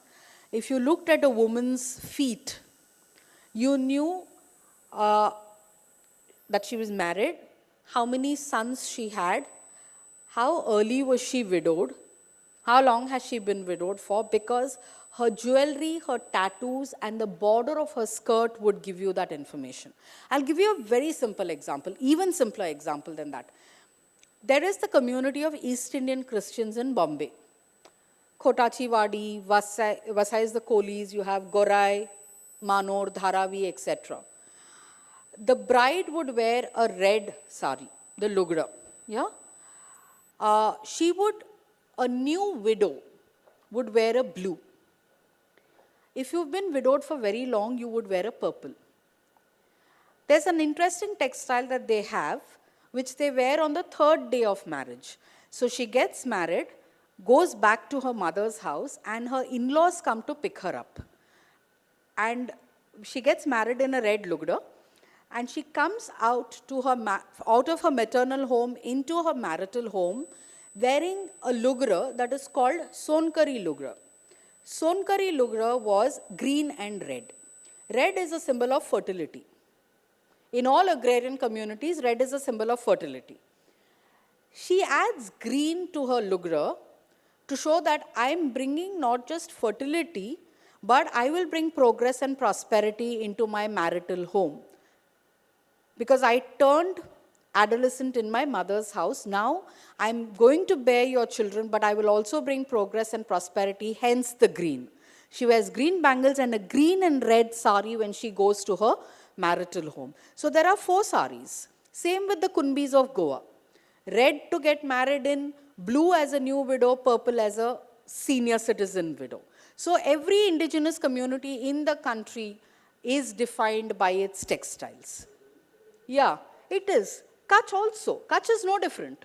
Kachch is no different. I'm sure people who are very, very well versed with Kachch culture will be able to look at those pictures and give you a very detailed breakup of exactly, everything that was going on in that bhunga at that point in time. Unfortunately, we don't see that as much now because we've become more secular in our dressing. Aspirations do that.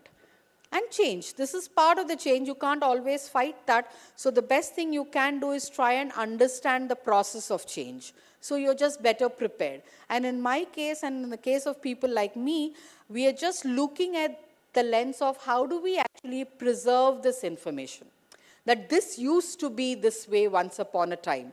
We may not be able to get it back because it is no longer relevant, but we need to understand the journey of a community.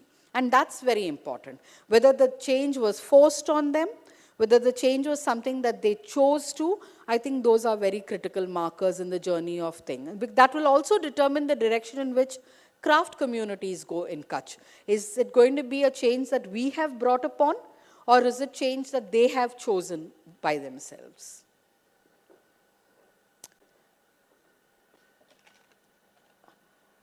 Thank you so much. When you do go to Kachch, please visit the craft villages. I will not say don't go, but please do read up, because don't look at buying handmade textiles as a purchase, look at it as an investment. Just as you would invest in a piece of art or in a real estate, that's exactly how you should invest in handmade textiles. So do your reading up, learn thoroughly that textile is going to be there. Read up, put your money in it. Thank you. Yamini. मूंखे बहु आनंद थियो कि मणे पंहिंजो खाधे जो पंहिंजो jewellery पंहिंजो हस्तकला अने अल्टिमेटली पंहिंजो इतिहास अने संस्कृति जो साथे मजा करो. So thank you everyone for being here. Yamini had to leave early, so I'm going to give a quick vote of thanks. Thank you everyone for being here. Thank you Shalini for this amazing show. And thank you everyone at Somaiya Vidyavihar and Mama for making this happen.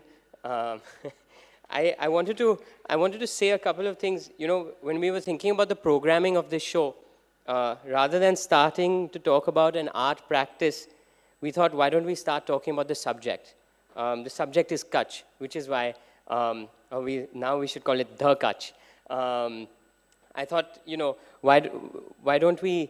What better day to celebrate than to have a Kachchhi day as the inaugural opening for such a beautiful archive of our history.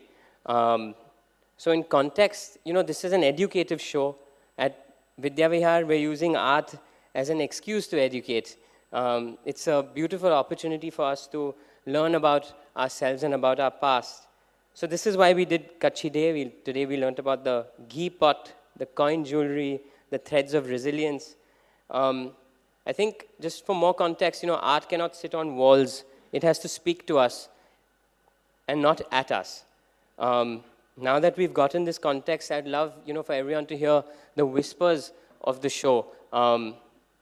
Yesterday, when I was sitting here with Sanskriti, around 3:30, this 12th standard girl came. Her name was Sai Sharika. And she said, this was an inbound request. We didn't ask her what you thought. She just came to us and she's like, what a wonderful show. I've been to shows all over galleries in Bombay, but this was the most special show. And we were like, wow, tell us more. And she said, that guy over there playing the flute, she said, I could hear him. And I was thinking, wow, it reminded, 80 years later, she's hearing his flute. It reminded me of this quote by Albert Einstein, which said, we physicists know that the distinction between past, present, and future is a mere illusion, mere persistent illusion. And I thought that, wow, this is such an important moment because the past is not a relic which is static. The past is within us. It's for us to use education as that shot of coffee which makes the past, which was once dormant, alive again. And I think this is a superb opportunity like that we're all taking together, building together, and just to make, our past enriched our today and eventually our future. And this is what Mama keeps talking about. I'm constantly inspired by him. So I just wanted to say thank you for everyone being here. Thank you. And now we can hear the whispers together of the show.